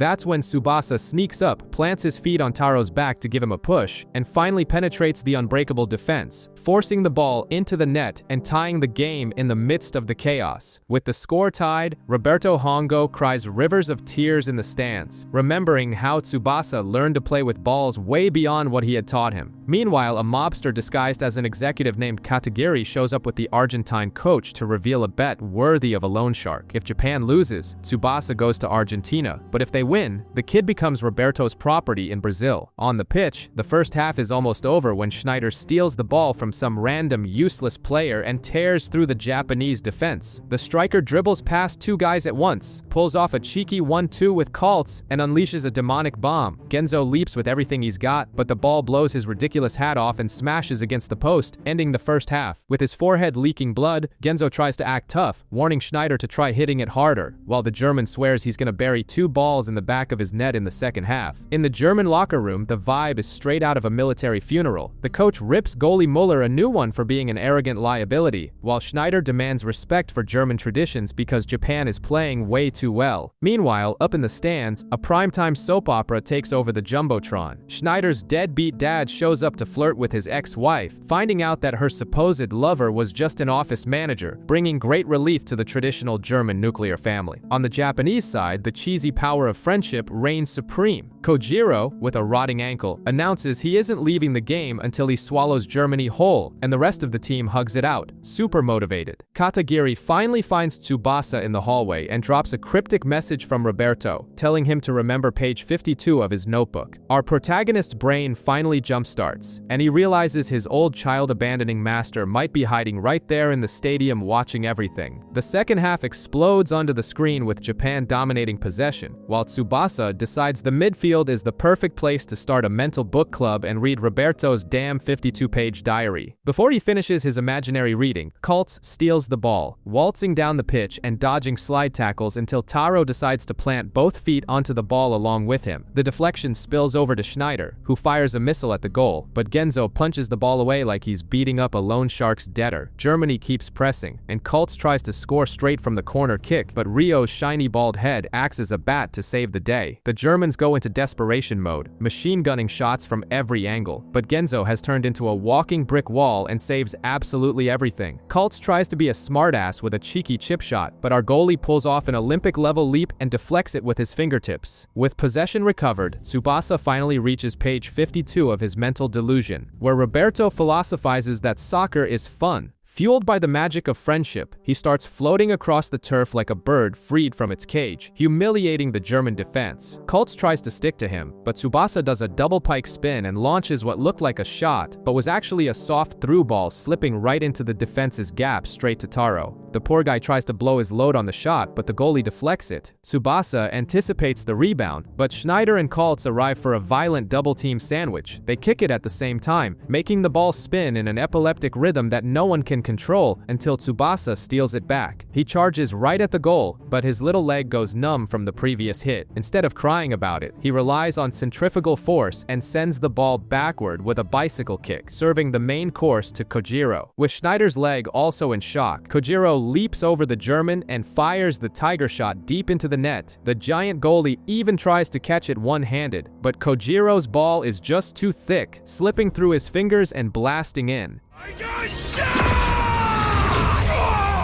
Hugo lets loose a ferocious shot! Japan flips the score, and the crowd goes wild. TVs all over Japan are broadcasting the go-ahead goal, while Sane has her obsessive fangirl flashbacks. Germany tries to restart the game, but Schneider and Tsubasa's legs are tingling just like your ass after sitting on the toilet for 2 hours scrolling on your phone. Soda glues himself to Kaltz, Genzo screams orders at the defense, and Japan builds an impenetrable wall. Frustrated by losing, Schneider activates his psychopath mode and literally bites his own leg to get the blood flowing again. Looking like a rabid dog, he mercilessly bulldozes Taro and fires a cannon at the goal, but Genzo lovingly hugs the ball. Ryo's mom cries in the stands watching her useless son shine on the national team, while the whole squad puts their lives on the line to clear the ball from the box. Taro intercepts a pass and threads it forward to Tsubasa. He and Kojiro are already salivating to swallow Germany once and for all, but Kaltz steals the ball, channels his inner battle tank, and runs over the Japanese defense. He lays it off to Chester, who crosses it. Genzo yells at everyone to focus on Kaltz, but they realize too late that the ball landed right at Schneider's feet, completely unmarked. The German readies his mortal strike, and that's when Ryo decides he doesn't need his own brain. He throws his face directly into the ball's trajectory, eating the shot with his bare forehead and getting knocked out cold. The rebound is still alive, and Tsubasa rushes in to save the day, but Schneider pulls off a humiliating maneuver, dodging the Japanese player's foot, dodging a header attempt, and finally unleashing a curving bomb that Genzo just can't reach. The ball tears into the net, and Germany ties this whole mess up. Completely battered and with blurry vision, Ryo gets up from the ground looking like a hungover zombie. He stares into Tsubasa's eyes, delivers an emotional speech saying his dream now is to see his friend become the best in the world, and passes out on the turf like a sack of potatoes. Izawa subs in for the corpse, and with only 7 minutes left, the real psychological battle to see who cries first begins. Time is evaporating, the scoreboard is stuck at a sweaty 2-2, and the 22 poor bastards on the pitch are ready for oxygen tanks. Japan restarts the match, but Germany steals the ball faster than a pickpocket at a bus stop. Tsubasa and Schneider start another cockfight for possession, and the German comes out on top, blasting his fire shot, but Genzo pulls off a feline leap and catches the comet. Meanwhile, in the medical wing, Ryo wakes up from his dramatic coma. Even with his brain rattled, he wants to get up to watch the ending, stubbornly arguing with the doctor that Tsubasa will end the game before extra time. Back on the pasture, Genzo launches a lob to Kojiro, who unleashes his tiger shot. Big man Muller tries to catch it with his good hand, but the ball slips through his greasy takeout-covered fingers, and he's forced to clear it with a boot. Tsubasa charges for a do-or-die play, once again hearing Roberto's voices in his tactical schizophrenia. He tries to jump past the defenders, but the damn tingling leg strikes again, making him trip over his own shadow and cough up the ball to Kaltz. Germany launches a blistering counterattack, and Kaltz sets up Schneider wide open in front of the goal for the killing blow. The monster shoots, but Genzo ignores the laws of physics, does some absurd parkour off the side post, realizes he jumped too high, uses the crossbar as a trampoline, and plummets to catch the ball. With the ref calling an offensive foul, the game goes on and Genzo launches a missile to Tsubasa, who can barely stand. Instead of forcing it, he threads it to Taro, who dribbles past half the world, takes a criminal slide tackle to the shin, but manages to pass it to Kojiro. The brute fakes a shot, opens his legs, and lets the ball slide smoothly to Captain Tsubasa. He and Schneider jump to strike the ball in midair at the same time. Tsubasa hits it first, sending a drive shot that launches into space, drops out of nowhere, hits the post, and bounces back. Without wasting a split second, Tsubasa fires off his classic low-altitude bicycle kick. The ball takes a bizarre curve, dodging the goalie's hand and penetrating deep into the net. The ref blows the whistle on the carnage. Japan wins it in the final second, and the boys celebrate the glory of having humiliated the Germans. Stop it! What? And there's the whistle putting an end to the match! Team Japan has become the world champion! Japan is crowned champion of the U16 tournament, and Schneider decides to shake Tsubasa's hand, admitting the Japanese are the best in the world. However, he refuses to take off his jersey and swap with the protagonist, preferring to only swap captain's armbands so he doesn't have to touch someone else's sweat. The award ceremony takes an eternity, with Germany swallowing their tears to receive the silver, while the Japanese parade around to grab the gold. Tsubasa is named MVP, Kojiro wins top scorer, and the giant Jito almost breaks his spine, having to crouch down in front of everyone to get his medal. While Tsubasa smiles, Kanda takes his rage out by punching his heavy bag in the basement, completely frustrated by someone else's success. In the German locker room, the tank Muller is breaking down in tears like a 250-pound baby. The coach tries to console the losers, and Schneider starts crying his eyes out too, until his dysfunctional family appears out of nowhere. His dad announces he's going to be the assistant coach at Munich and that they're going to go back to being a picture-perfect commercial family, making the blonde kid cry even harder. but this time out of happiness. Tsubasa gives a generic interview saying his dream is to travel the world kicking balls, and out of nowhere, the ghost of his past resurfaces. Roberto Hongo tries to rush the field, gets a VIP pass from Katagiri, and runs to hug the kid he mercilessly abandoned. Tsubasa accepts the ex-drunkard with open arms when he promises to turn the kid into the best player in the world. The national team heads home full of memories, and Taro gives his dramatic little goodbye wave. Back in Japanese high school life, Tsubasa becomes the assistant coach for the freshmen, but the real championship now is in the hearts of teenage girls. Kumi gathers all her courage to spill her feelings to the protagonist, only to get immediately shot down when he confesses he already has his eyes on another girl. While Kumi swallows her tears and accepts the bitter humiliation of friendship, the frustrated fighter Kanda decides to act like a Neanderthal and drags Sane into a corner. He vomits out a declaration of love, takes a massive no, and reacts by threatening to beat the crap out of Ryo in front of everyone. Ryo tucks his tail between his legs so he doesn't jeopardize the soccer team, and the gang points out he'd be slaughtered by the pro boxer anyway. Later, Tsubasa and Sane have their romantic moment interrupted by the literature teacher, proving that high school forgives no one's happiness. Refusing to accept rejection, just like you in high school, Kanda challenges Tsubasa to an alpha male duel for ownership of Sane, as if she were a cheap tin trophy. Tsubasa warns him the girl isn't a consolation prize, but agrees to step into the ring. To make matters worse, Kanda forged a club resignation letter in Tsubasa's name just to force his hand. The boxer spends whole minutes punching the protagonist in the face, who passively takes a beating like a sack of potatoes. Just when Sane can't take screaming anymore, Tsubasa resorts to his usual absurdity, does a bicycle kick off the ring ropes, and drops Kanda with a flying kick. The boxer kisses the canvas, acknowledges the champion's absurd strength, and gives up on his obsession. With his face totally smashed and covered in bandages, Tsubasa takes Sane to the roof, tells her he's going to Brazil without her and can't ask her to wait, but drops a sweaty "I love you." Taro's dad decides to return to Japan because he felt an uncontrollable urge to paint Mount Fuji again, proving that old habits die hard. Meanwhile, the Nankatsu Empire crumbles in the freshman tournament when Nida uses his falcon shot, destroying the school's title streak and making the alumni cry copiously. Tsubasa tells everyone to suck it up and starts training with the Hamana Pro team, packing his bags for Brazil. Over in Germany, Genzo signs a pro contract with Hamburg but demands an arrogant clause so he can ditch the Germans whenever the Japanese national team snaps their fingers. Taro magically appears in the Nankatsu classroom, making everyone in the school lose their minds with joy. Take your seats. We'll be starting by introducing our latest transfer student. What? No way! Misaki! Hello.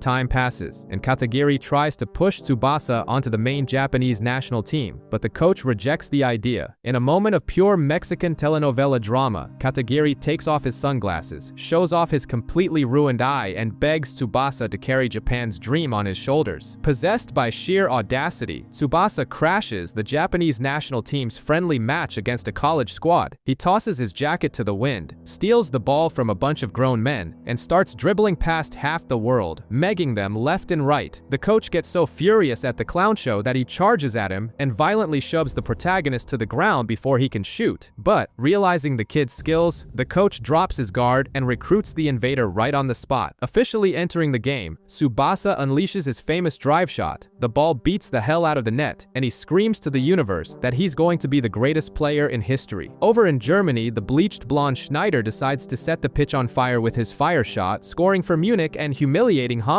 Meanwhile, our dear Genzo is warming the bench with his ass, dying of jealousy that Tsubasa already turned pro before him. But the universe smiles upon the haters, and the starting goalie smashes his face trying to save a ball, allowing the cap-wearing Japanese kid to step onto the pitch in the final minutes just to stop the Germans' fury and secure the tie. On the other side of the world, the Japanese national team is facing Paraguay, but the protagonist decided to test the softness of the bench for the first time. His parents think it's cute seeing their son being useless, figuring it builds character. The problem is that Japan's defense has the IQ of a potato, and the Paraguayans ruthlessly bury 3 goals into their net. The crowd panics and begs for the savior of the nation. The coach finally takes the beast off the leash, and Tsubasa steps onto the turf after spending the whole game dissecting everyone else's tactics. With the energy of a glory-thirsty psychopath, he dominates the field and humiliates the exhausted foreigners. Using everything he's learned, the kid hits a drive shot, links up another play, and finishes with an absurd bicycle bicycle kick, burying 3 deep balls into the Paraguayan goal and securing his debut hat-trick. The media goes wild, and he is crowned the absolute messiah of the country. Months later, the background characters go check their college entrance exam results. Ryo and Urabi find out they're so slow they only made the waitlist, relying on other people giving up just so they can study. Tsubasa then calls Sane, the eternal resident of the friend zone, letting her know he's bouncing to Brazil. During a nostalgic walk, he doesn't even suspect that his parents used their free nights to manufacture a new baby brother, creating a plan B in case Tsubasa becomes a failure in life. After crossing paths with Taro's dad, who is still stuck in an infinite loop of painting Mount Fuji, Tsubasa bumps into Sane. She gives him a pair of warm, fresh cleats to slip his feet into, and he returns the favor by handing her his favorite ball to hold while she cries. The protagonist finally flies off to São Paulo, where he meets Roberto Hongo to play with balls under the tropical sun, running toward the bright future you will never have.